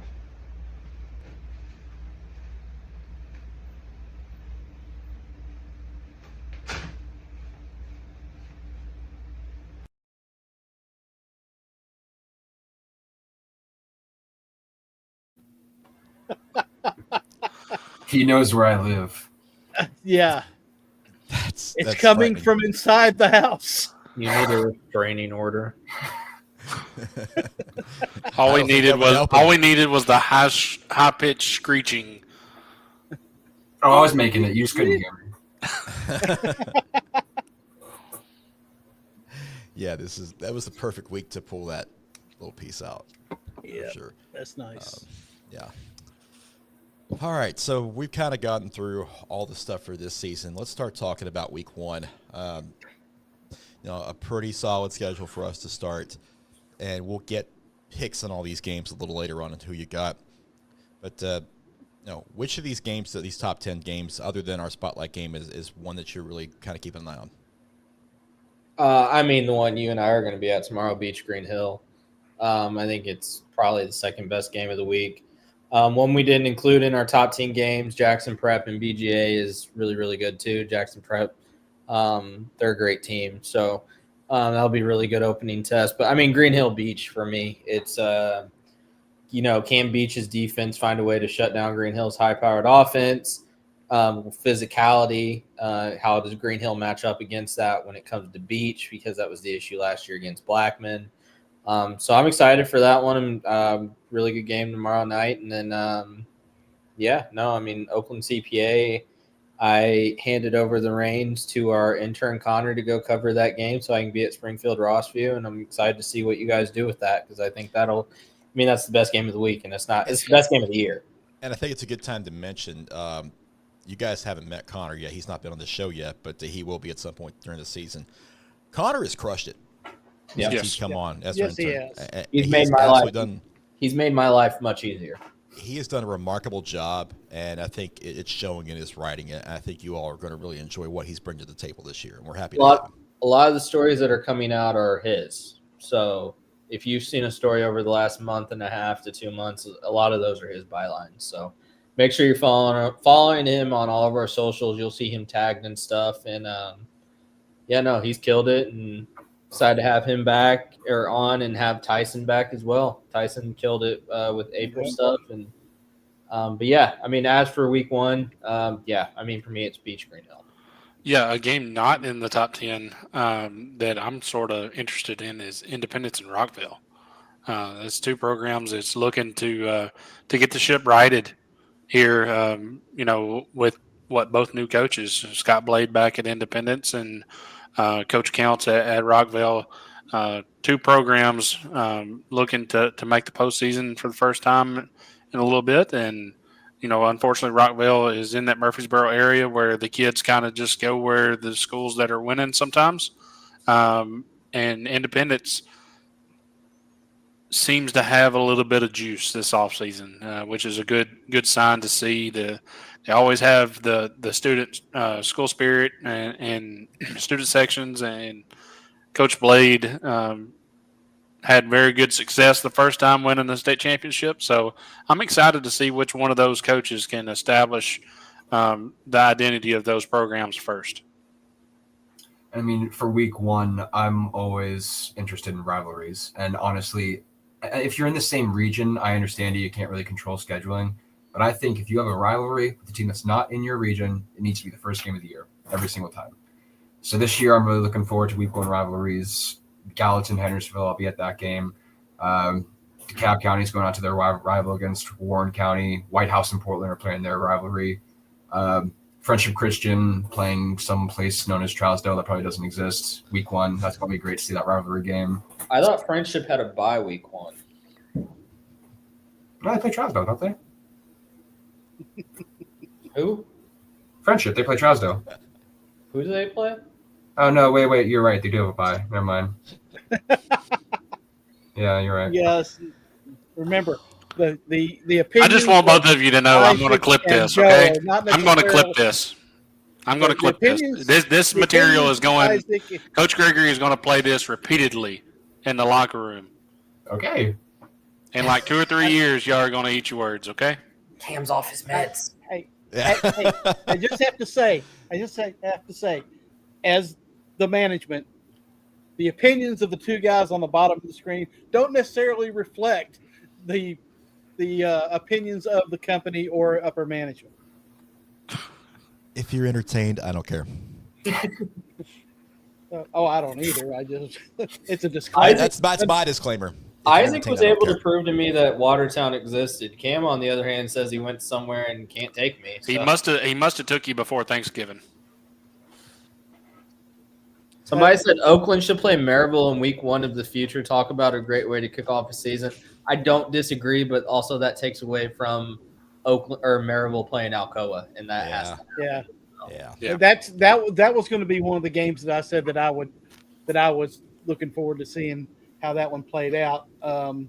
Another game that I'm looking at since Isaac took two of mine that I was going to say, Blackman at Clarksville. I think that's going to be an interesting game to see. It's Clarksville at Blackman, but sure. Go ahead. Not on TSSAA. No. And they don't make mistakes. Never. That one's one that because we're going to get a really good idea just how good Clarksville is and just how good Blackman is in that game. I think that's a great one to start out with. Oh, you're right. It is Blackman at Clarksville. I'm a big dumb idiot. Ignore me. Oh, okay. Correct. I wasn't going to argue with you, but I misheard, I guess. My bad. Okay. And that White House Portland that Isaac mentioned, that's a rivalry game. I agree, Isaac. Those ones just seem to have a little more juice. Who's Nolensville got week one? Lebanon. That one's really interesting as well. I think I'm interested to see. Coach Stidham's one of my favorite coaches around. He's just a good dude and a great coach. I'm interested to see first game without Coach Derek at Nolensville, which is going to be weird. A lot of coaching changes in the offseason. It was not easy to keep up with. No, it was definitely musical chairs. Okay, what outside of the top 10 that maybe we haven't mentioned, other than a couple of those?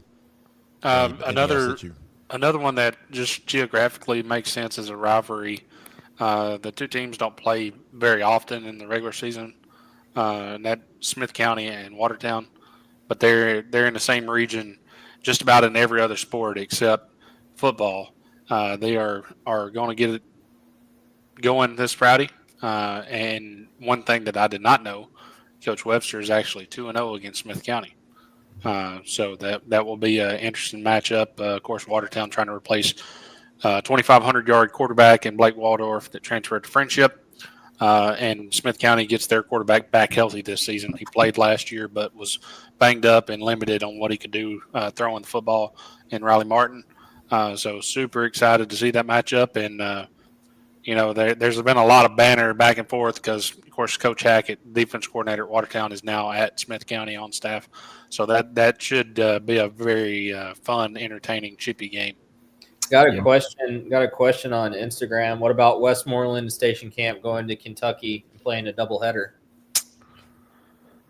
Yeah, two hard to judge games, right? Westmoreland graduated a lot off last year's team. They do return a few pieces up front that's going to be very, very pivotal for new Coach Harris. And then Station Camp should take a step up this year. We talked about them in Portland competing for that 2 seed. Colton Overby back as a junior this year at quarterback. They got a couple pretty good defensive ends.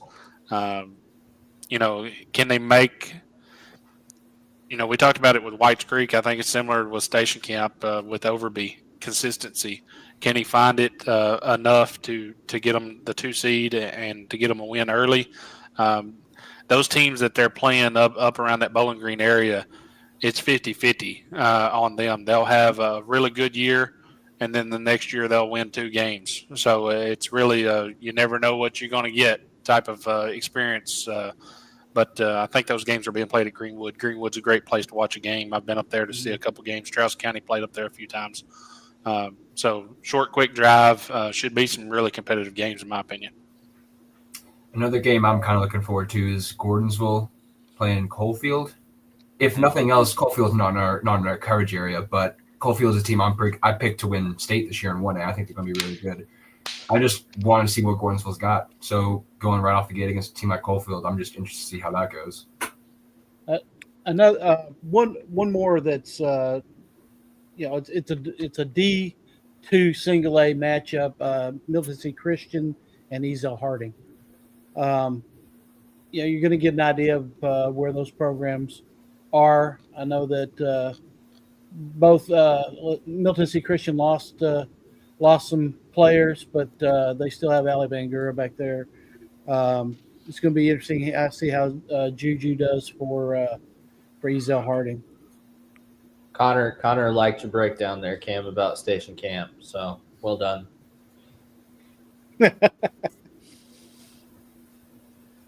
All right, it's probably about time to make some picks. I know a lot of people are looking forward to who we've got winning the top games this week. So let's go.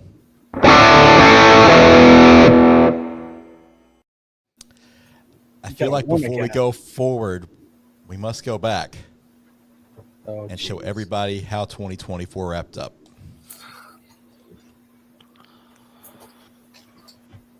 Hey.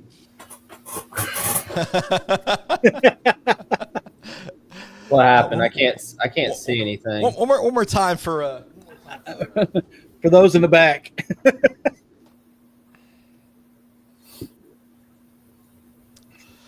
I don't know which one I like least being the champion. Yeah. I never lost it. He's a fraud. He's a fake. He's a phony. I took it. He's a phony. And if you want it back, you're going to have to pack a lunch, a dinner, dessert, and breakfast the next day because nobody's going to come after this and get it from me. Not Joke's out of on my you, cold I'm dead not hands. Yeah. What? First of all, Joe needs who didn't give Joe his medication? this delusional South thing. County's that he's real. got. Ooh. Okay, now we know he's crazy. I'm gone for a year, and this is what happens. God, I really can't see without my glasses on. Bad. Yeah, being blind sucks. Chris is the champ because he cheated. That's fine. No, he's the champ because you Yeah. picked against Oakland like an idiot. Hey, shut your mouth. Yeah. He had a couple of wins up his sleeve. Maybe No, don't you want to know what it maybe is? I'm don't- sure maybe at don't some pick point one. last year, Joe picked against a small school, and they made you eat it. Maybe don't pick Watertown every week, Isaac, and you'd be more involved. Maybe have some school spirit. Ooh, Gosh. Shots fired. I support this go for a minute, I don't the PTP 100% all the way. Yeah, see, Hudson liked who I picked, even though your alma mater let me down, Hudson. No, I'm back. Well, I'll get it back. I'm not worried. Chris ain't a good champion. He hasn't even talked Okay. about the belt. Okay. It's fine. No, it's just been in safekeeping where it should be. It's home. Mm. It's home. Excuses. Doesn't even have it mounted. Keep on. We'll see about December. I do think this is a good time to mention. I know this has been a longer show. This year's shows will be going to 2 hours. So for this exact purpose, 2-ish hours for this reason. So we could talk more about the top 10 instead of just running through scores. Yeah, and we're kind of about the point where we would be picking games anyway, so we're right on schedule. Yeah. Not as much yapping. Yeah, well, let's yap about some games. Beach and Green Hill first off. It's tomorrow night for us, and we're kind of split. 5 for Green Hill, 3 for Beach. Yeah, I think it could be the best game. I know everybody wants to talk about CPA and Oakland, but the stylistic matchup here is hard to ignore. As I said earlier, I think you want to play Beach this week and not at the end of the year. I think this is a prime example of this. I just like what Green Hill returns on both sides of the ball versus Beach returns a lot on offense and has to find some answers on defense. So I lean Green Hill in this one, but it's going to be a really, really good football game.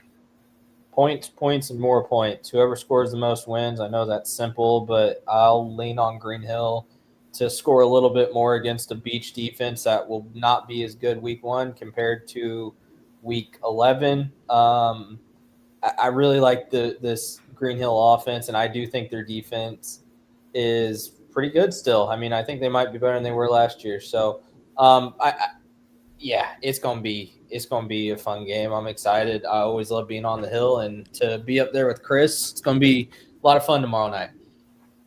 Yeah.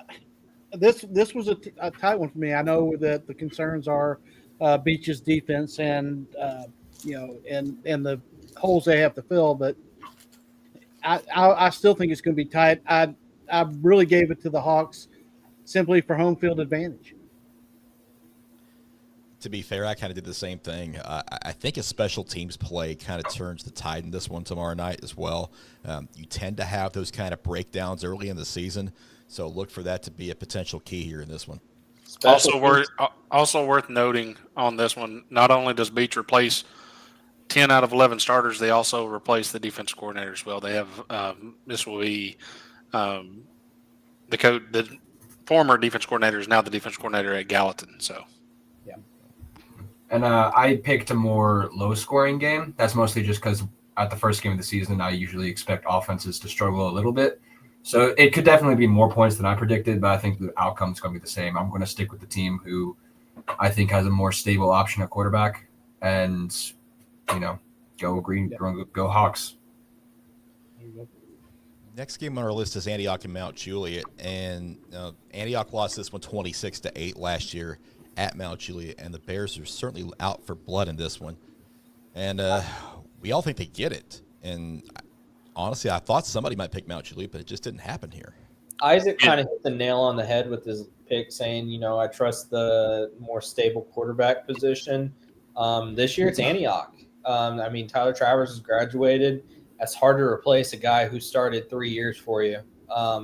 Andre Adams is just getting better and better and better. Line play is going to be big in this one. I think we'll get a real good idea of just how good Antioch is this year based on their line play in this. But I'll lean Andre Adams and Brandon Galladay to carry this one home for the Bears. Yeah, not only does Mount Juliet have to, find a quarterback to start the year, they have to try to find a replacement for Atticus Farida, Brooklyn Wynn, Isaiah Rittenberry. There's several pieces that Mount Juliet's got to find an answer for. And Antioch turns more. Antioch's hungry. When I asked Andre Adams at Metro Media Days about winning a region championship, he immediately redirected to, that would be great for the school, but us as a team have higher aspirations. We want to talk about a state championship. To do so, they have to go win this game. Yeah, Antioch, I agree with you guys. They come in with a highly talented offense. Andre Adams does a new backfield weapon and shine on Dawkins at the running back position. But on the other hand, Golden Bears are always tough at home. But they graduated so many kids, and it's hard to get a read on where they are, especially in week one. I'm going to go with Antioch, but I don't feel great about it. Yeah, with the last one where I'm just going with the more stable position at quarterback. At the beginning of the season, it's always hard to pick a team. You don't exactly know what every team has. Mount Juliet is replacing a lot. I think Mount Juliet's going to be a lot better. They'll be a little bit like Beach. They'll be a lot better at the end of the season than they will start in the season. So that's why I'm going with Antioch here. A lot of great points about the quarterback position, obviously. But this is one game that I won't be surprised if Mount Juliet just comes out and wins it, because it seems like anytime that they're in a position where you think that they're going to lose, Trey Perry and that coaching staff get them in a position to win the game. And I wouldn't be shocked if Mount Juliet won it. It wouldn't be an upset. I do think it's going to be a very competitive and a fun football game, too. So it's one of the reasons why it's in our top 10 list. Next one is actually a Saturday night game for East Nashville as they travel out to Collierville. And East Nashville fans look away. Use it as motivation. We obviously don't believe in you. Obviously. That's why we all picked against you. No, I mean, that's not it. You're going on the road Saturday against a 6A team with open zoning, open transfers. They've added quite a bit in the off season. Collierville's just kind of loaded. If East Nashville wins this game, that's a testament to them, because I think they're going to be really, really good this year. I just think having to go out there on a Saturday, it's a lot. It's a lot for week one. Yeah, I just think that week one, kind of this game in particular, I think could be the opposite of what Isaac said in the Green Hill Beach game, whereas I think both offenses are going to be clicking, and I went with the deeper team, and that's definitely the 6A team compared to the 2A team. Yeah. Same. I just think that the Eagles have the speed to stay in the game, but depth is going to factor so much when a 2A takes on a 6A team. I just think Collierville will be too much.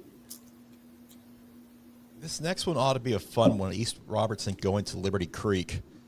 And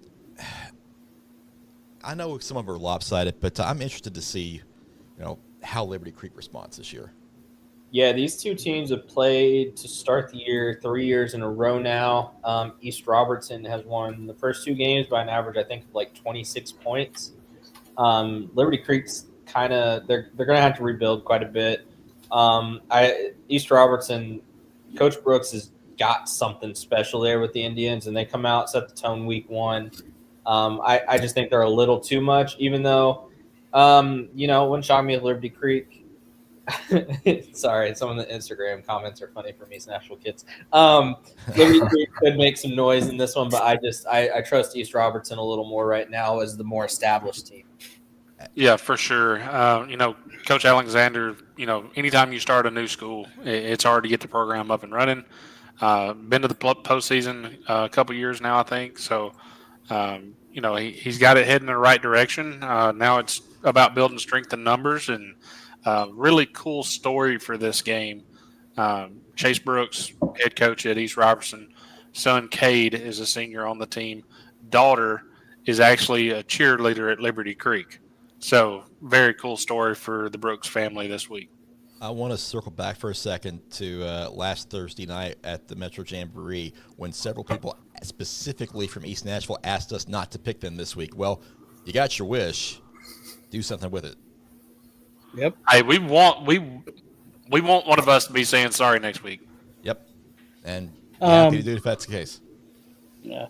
Going back to Liberty Creek, I like their offensive line this year. They're returning several players off their offensive line. They're going to do their best to limit the effectiveness of Zach Groves, but Mac Tuggle is gone. That's 1,400 yards they have to replace Liberty Creek. And a lot of the matchups are going to be their quarterback, Jackson Collier, against the Indians' defensive backs. And if that's going to be hazardous if you've got to throw against Zay Groves and Cade Brooks roaming the center field out there. Yeah, like you said, Liberty Creek playing East Robertson, you said like for 3 years in a row. I think that if this keeps doing that, I'd love to see a little rivalry develop with a brand new school. I always look to be like, okay, well, who's the new school's rival going to be? With Green Hill, it was Mount Juliet. So to see a little rivalry kind of develop there would be great to see how Liberty Creek kind of builds over time. Let's stay in Sumner County for the next game with a more traditional rivalry with Hendersonville and Gallatin. As these longtime rivals, I think it's, 74th game that these teams will have played this year. Isaac, you kick this one off because you're working on the Love to Hate project, and I want to hear your take on this. Yeah, I'm probably more excited for this than any first game of a season I've ever been excited for. It'll be my first time going to see a game at Gallatin to have all the new stuff, all the new renovations from the stadium being built there. The reason I'm going with Gallatin most is, again, a lot like Green Hill. I'm just going with what I know. And what I know is that Jackson Strupp is like one of the best quarterbacks in the entire state. I got to watch them practice while I was filming, got to watch him practice, go through drills. And just the way he practices, the way he leads the team, it looks like there's a second coach out there, or a second head coach out there. He is so calm, so cool, so collected. And at Hendersonville, they got some talent. They lost a lot of talent, though. They lost the twins from last year. They also don't know exactly who their starting quarterback is going to be. You can't really count them out because it's, again, huge rivalry game, so anything can happen. But, again, I'm just going with what I know, going with what I trust, so I'm going to pick Gallatin in a close one. Yeah, I think this is, if I'm not mistaken, the Green Wave haven't beaten the Commandos since 2019. 5 years in a row. Yeah, but the last year they came really close. Mm-hmm. I agree with all your points there, Isaac. I just think that the weapons that Gallatin has this year is going to push them over the top. Kayshawn Barksdale, they're going to use him in multiple situations. That way Jackson Strupp has he's got a plethora of receivers and running backs to shuttle the ball to. So I think that Gallatin this year gets back on the winning side in this matchup. Yeah, and Gallatin was a team that we had picked very, very high last year, and if it could go wrong for the Green Wave last year, it went wrong. And I think they would all agree with that. In particular, the Hendersonville game, I believe that Jackson had like 3 interceptions in that game. So not only do the Green Wave want to come back and bounce back, I've got it a 2-score game just because of the rivalry factor. But the amount of urgency that Gallatin has to answer the bell this year, this game could get sideways. I don't have anything else to add. I'm just reading comments on Instagram. I'm dying. I miss this. This was fun. It's pure what they said. I agree with them. What they all said. Yeah. Oh, and spoiler alert, Isaac, as Joe said, Isaac's doing Love to Hate on this matchup. We do have a very, very special guest that will be in Love to Hate, so make sure you stay tuned. And also, not too late, still have a little while. If anybody watching this, if you went to Gallatin, if you know anybody from Gallatin, hit one of us up, give us a DM on Instagram, because I'm still looking for a few more interviews from the Gallatin side. So if you're interested, just hit one of us up. While Camp's fixing his camera, we'll go ahead and go on to the next one. I like it. I like him blurry. Scott, I can't. I can't. Pro Cone and NBA up next. We were actually pretty well split on it. 5 for Pro Cone, 3 for NBA. Yeah, the way they lost last year was just really tough to swallow for them, and they're going to look to maybe reverse that trend this time around. These games are always close. NBA has dominated this rivalry for a long time. I just think in the last couple of years, Pro Cones, I mean, they've won 3 of the last 5. Last year, had it not been for a 52, 53-yarder, they would have also won that game. So it would have been 4 of the last 5. So I really like this Pro Cone team. Again, I just think LJ Funk taking that next step as the quarterback. I really need to see how the line play progresses for the Firebirds. Sneaky good quarterback matchup between Funk and Hugh Price. But I really like Amarian Starnes, and I don't know. I mean, this is a really good Friday night game for the for the TV game, and these teams in the last couple of years in particular, they always produce. So I think Pro Cone's taking that next step forward. I think NBA is going to be trying to figure out exactly what they are, and they'll get better as the year goes on. Pro Cone, this could be their year to really get going early on before chaos ensues with the rest of their schedule. Yeah, I agree. I think one team has more answers than the other at this point of the season. So I went with the Firebirds, and I know they're very upset with how the game went last year. So I think Pro Cone comes out and gets a big win and starts building momentum early on here in 2025. If we're taking everything that I've said so far of me trusting the team that has more solid options and we know what they have, that my pick here does not make sense picking NBA because East Nashville, I think, has more solid options.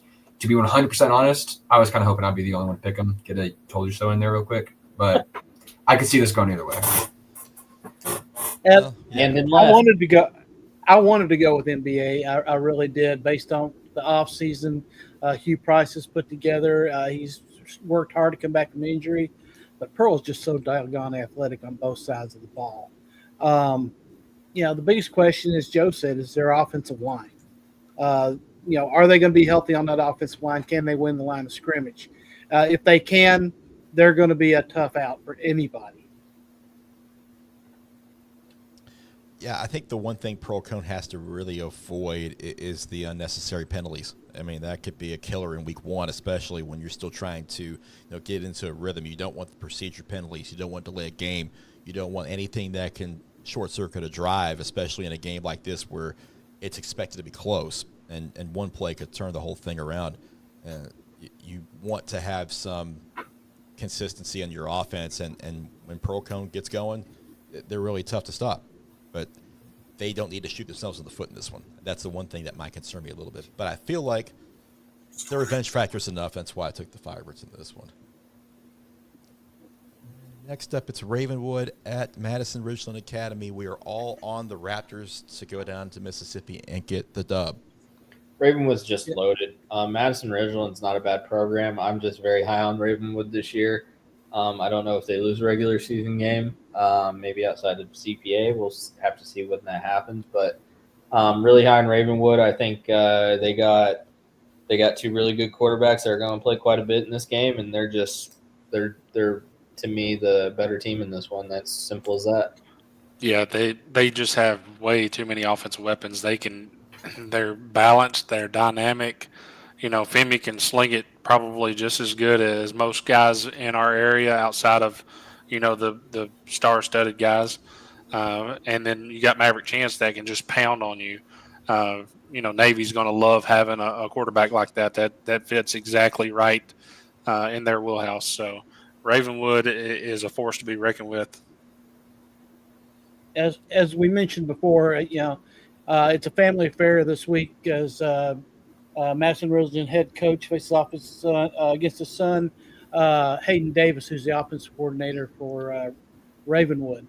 Ravenwood's going to face a 3,200-yard passer in Sam Stockett, and he's got a really tall receiver. But they're going to have to protect the quarterback. But I think that Ravenwood has something that most teams do not. It's a 2-quarterback system that actually works. A lot of people tell you that if you have two quarterbacks, you have none. That's not Ravenwood.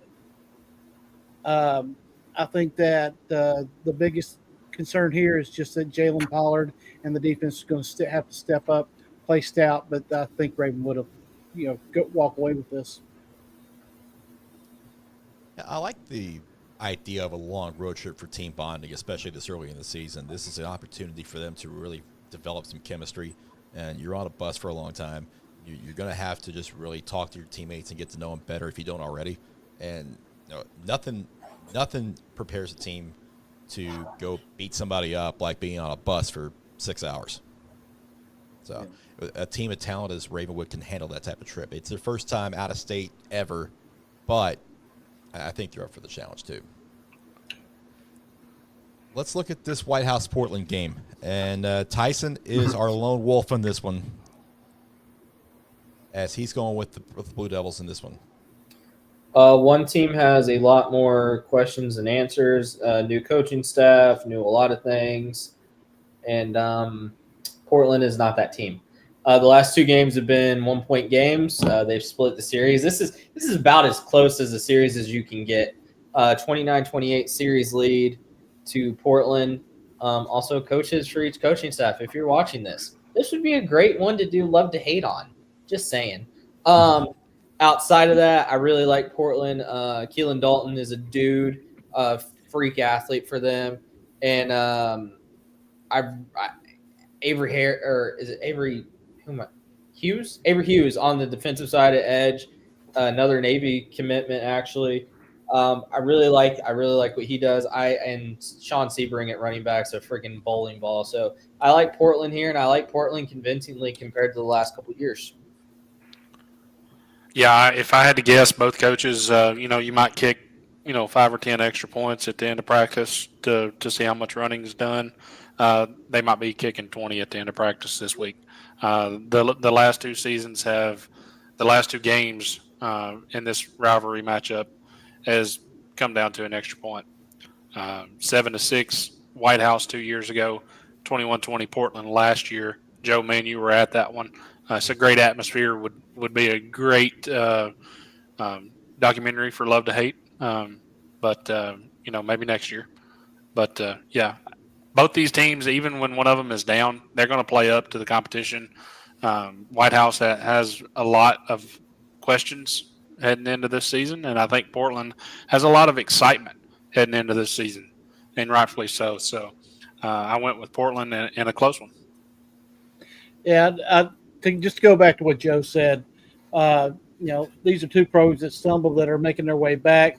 White House has to replace their do-it-all player in Mike Albin. Portland still has theirs in Keelan Dalton. I'll take the Panthers. Yeah, these last two games have been 1-point games, and would anybody be truly shocked if it happened again? Probably not. But this Portland team looks like kind of some of these older Portland teams that guys my age might remember, and maybe they have that build and can make a deep run. If they do, this is a great week to start showing that. Whitehaven is traveling to Innsworth, and, we've all got Innsworth this week. I was really torn on this one. I don't know what to make of Whitehaven with, transfers that get in. They have a really good running back in Christopher Talley, committed to West Virginia. But outside of that, I just don't know. I know more about this Innsworth team, and line play is going to be big in this one. I just think offensively, I'll take Innsworth grounding the ball against them, and just give me the Innsworth Tigers. But I think it's a really good game. Everything Joe said. I tell you who didn't have trouble picking this one was Connor. No. Connor said, "You know what? They made all right." I don't even know. Yeah, EJ Gibson in the secondary is the reason why I went with Innsworth in this one. That I think they're good enough on defense on the back end, and then they're good enough to control the game. That's what Innsworth does. That's what Innsworth is going to be, in my opinion. I think they're going to be a very pro-style team. They're going to run the football well. They're going to pass it just enough to keep you honest. They're going to limit the big plays. They're going to be a hard out, especially as we get later on in the season. Really curious to see Justin Hopkins get his first licks this year and see what he can start producing, because I think he's in for a monster season. Yep. And he's going to start in this one. So that brings us to our spotlight game of the week. Now, we've got a couple special things for this. Joe kind of went back and forth about doing something with mascots a la Lee Corso.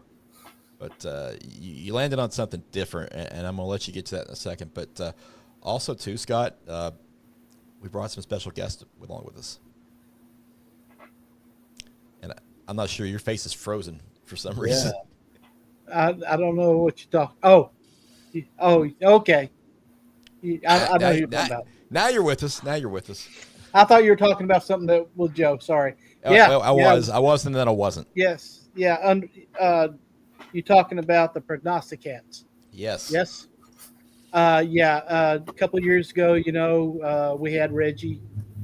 He unfortunately passed away last year. We kind of did something with the Humane Society in honor of him. But we have two new prognosticats in training. Two little boys, Butch and Sundance. And this week, Butch decided to step up and take his first try. Kiki. And looks like Butch is going to make the selection this time. He's thinking. And he has selected the Lions of CPA. Good job, Butchie. Yeah, Cats pick the cats. It's tradition. Cats pick the cats. Here we go. Yep. Yeah. And in true Reggie form, he went after the cat. Yeah. Joe, before we reveal the scores, Joe, I'm giving you the floor for your spot. So. We have a big game this week in Oakland CPA. No, take me off the thing real quick, Chris. I gotta ask you questions. Scott, you know how many times these two teams have played Oakland and CPA? No, you don't. No. It's three. This is the third time. Do you know what the series is right now? No, you don't. It's 1-1. Oakland won the first game 27-24. An absolute freaking classic. That 2021 team with Jordan James. They had very similar games with Lipscomb Academy and CPA. They beat them both to go unbeaten. That next year, Cam, do you know how long Oakland's winning streak was? No, you don't. It was 36 games. And you know what happened? Fall break, nobody's there except CPA fans. CPA whipped on Oakland 35-14 in a game that shocked everyone, including me. And I was one of the lone media members there, and I got hell for it because I picked Oakland. I did what everybody else did. They got their anger taken out on me. It's whatever.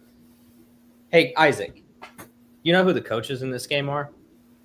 Ingle Martin and Kevin Creasy. Well done. I'm proud of you. You know how many state titles the two of them have together? 10. 13. You're dumb. Do you know how many wins between the two of them there are? Over 250. Over 300. There are over 300 wins between Ingle Martin and Kevin Creasy, arguably the two best coaches in the state. How many Cam, you know how many losses the two of them have together? Never mind. You went to Trousdale County. You can't count. There's 58. This is going to be an incredible game. A lot of future Division I talent. Joel Wyatt, Craig Tutt, Preston Patterson, Ross Patterson, Owen Cavill. I had a hard time picking this game. I went back and forth on it. I figured CPA man would kill me if I didn't pick CPA. I figured I'd have to hear it from Cam if I didn't pick Oakland. So I came down to it, and I grabbed this hat, and I grabbed this awful, awful lion mask. And I just don't know. I just didn't know which one I was going to pick. And in the end, I settled on. Just kidding, not that one. Patriots. Oakland wins this. They start off the year 1-0. Sorry, CPA. CPA man may kill me. He doesn't know where I live though, like Isaac. Give me the Patriots. I need a Wow, how minute do you after follow that. that? Yeah. Yeah, you know, I'm gonna give a minute to give him his props for that. That was well done. Oh man, That was yeah, well I've done. got a headache already. Oh man, both these teams are loaded with talent on both sides of the ball. It's a great test for a week one. It'll be a great barometer for both teams to see where they are at the beginning of the season. I am breaking my rule against picking against Ingle Martin.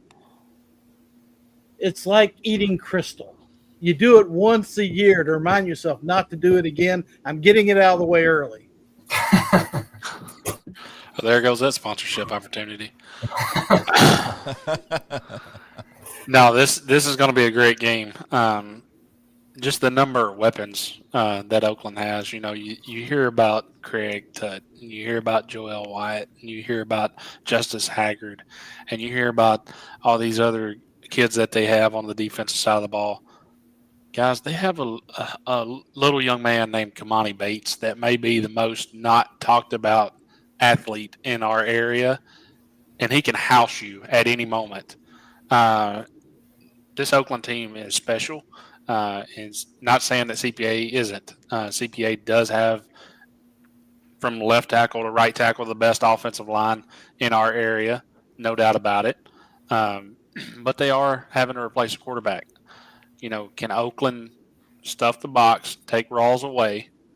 I know that's hard to do with a good offensive line, but can they take him away and make that quarterback beat them in week one? I think they're just good enough. They what they've done on the defensive side of the ball is Joel White is playing more of a safety role. Craig Tutt went into like a stud Bronco role, so he's going all over the field. They're going to put Craig Tutt on Owen Cabell. They're going to put Craig Tutt outside on the like lined up in outside linebacker position, blitzing. He's going to be all over the field. And Coach Creasy said it best in the scrimmage after Lipscomb Academy.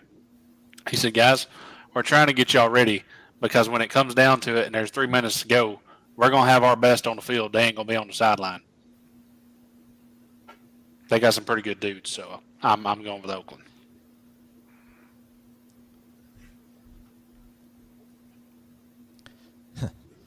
Yeah, this is it's tough to pick against EPA because they've just shown time and time again that that's not usually a smart pick.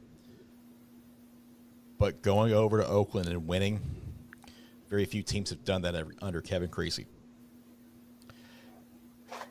And I think CPA is more a team that's going to be suited for November instead of August.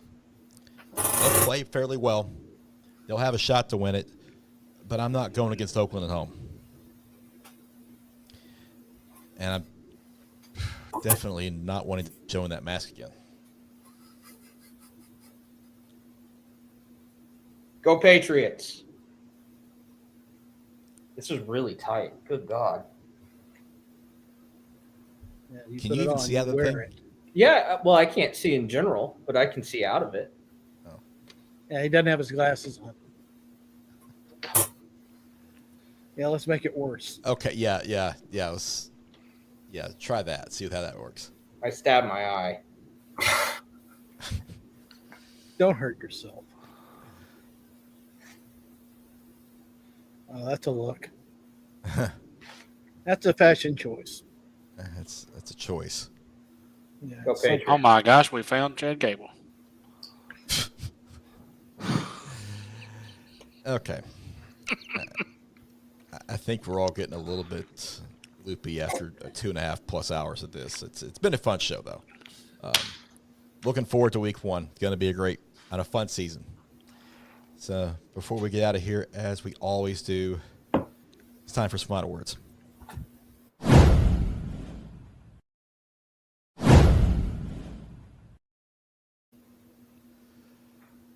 Isaac, I'm going to let you have the honor this week to lead us off. So, like I said, I'll be going out to Gallatin, Hendersonville with Scott. That's going to be a great game. Can't wait. Y'all see us out there. Say hi. It's going to be a great time. Something I was thinking about while we were going over schedules this year is just how many insanely tough schedules there are. I mean, we got Pearl Cone, East Nashville, CPA, Green Hill. It's just insane. So I'm really excited to watch the beginning of the season, see how all these teams go through these tough schedules. And I was telling these guys earlier this month, I think this is going to be one of the best years for Tennessee high school football. I'm looking forward to it. I can't wait. It's great to be back doing some more projects. We have a whole bunch of projects that's going to be coming out this year that you guys are going to love. Joe with his Springfield stuff, me with my 2 Love to Hate episodes, some small school videos that we're doing. So yeah, it's going to be great. Y'all need to stay tuned, and good luck to everybody this year. Hope everyone stays safe. Cam, I'll hand it off to you. Yeah, ditto what Isaac said. Everybody stay safe out there this year. It's finally football time. First off, I want to wish, we have several teams heading out of state this week and next week. That's a kind of an early season thing. You guys have a safe trip. Do your darndest to win the football game and represent the 615, right? Bring those wins back to Middle Tennessee. But mostly get there and get back safe. That's what we care about first. And then secondly, I'll add, sponsorship opportunities. We are running a special right now. So if you are out there, small, big, medium, personal business, whatever it is, reach out to us and we'll do what we can to get you fit in. And we need sponsors all the way across the board because that's how we keep our content free to you guys. Without sponsors, this thing, it's not going to last long without sponsors. So we need sponsors as soon as possible, and we look forward to hearing from people. And if you see us out of the game, if we picked against your team, that's great, right? Or bad in your case. Nothing personal, guys. We are literally here for the entertainment factor and covering high school sports. All right, Joe, you're up. What Cam said is wrong. If we picked against your team, we obviously hate your team. That's how it typically goes. At least that's what you guys think. No, I'm excited for football to be back. I'm sick and tired of scrimmages and jamborees and all the stuff that doesn't really matter. Football's back. Stay safe out there. We don't want anybody getting hurt. I know it's inevitable that injuries happen, but do what you can to stay safe out there. Don't be dumb at games. Everybody's there to enjoy it, have a really good time. Just keep stay safe out there and have fun. I mean, that's the big thing. Like Isaac said, this is a really good time of the year. And I mean, subscribe to all our socials. We're 100 away from 20K on Instagram, which is kind of crazy to think about. And then we got some really cool projects coming out between the small town projects, Isaac's Love to Hate, the Springfield series. Yeah, and if you can, sponsors. That's how we keep this stuff free. We're the only ones around here that do it for free. We do it for the love of the game. So, yeah, have fun out there tomorrow through Saturday. And if you see us, say hi. Scott, cheers. Okay, I'll start this out with some data for you, and I'll get the sponsorship stuff out of the way. 122,000 website visitors in a 12-month span. These are as of April 6, 2025, and they have gone up. We had 166,000 average impressions a month on X, 11,200 followers. Instagram, we are approaching 20,000 followers on Instagram. 11 million viewers in the past 12 months, a yearly page reach of 1.2 million. Facebook, 5,100 followers and growing. YouTube, 1,200 subscribers. Hey, if you're watching, please subscribe, ring the bell, put a comment in there. Engagement helps us.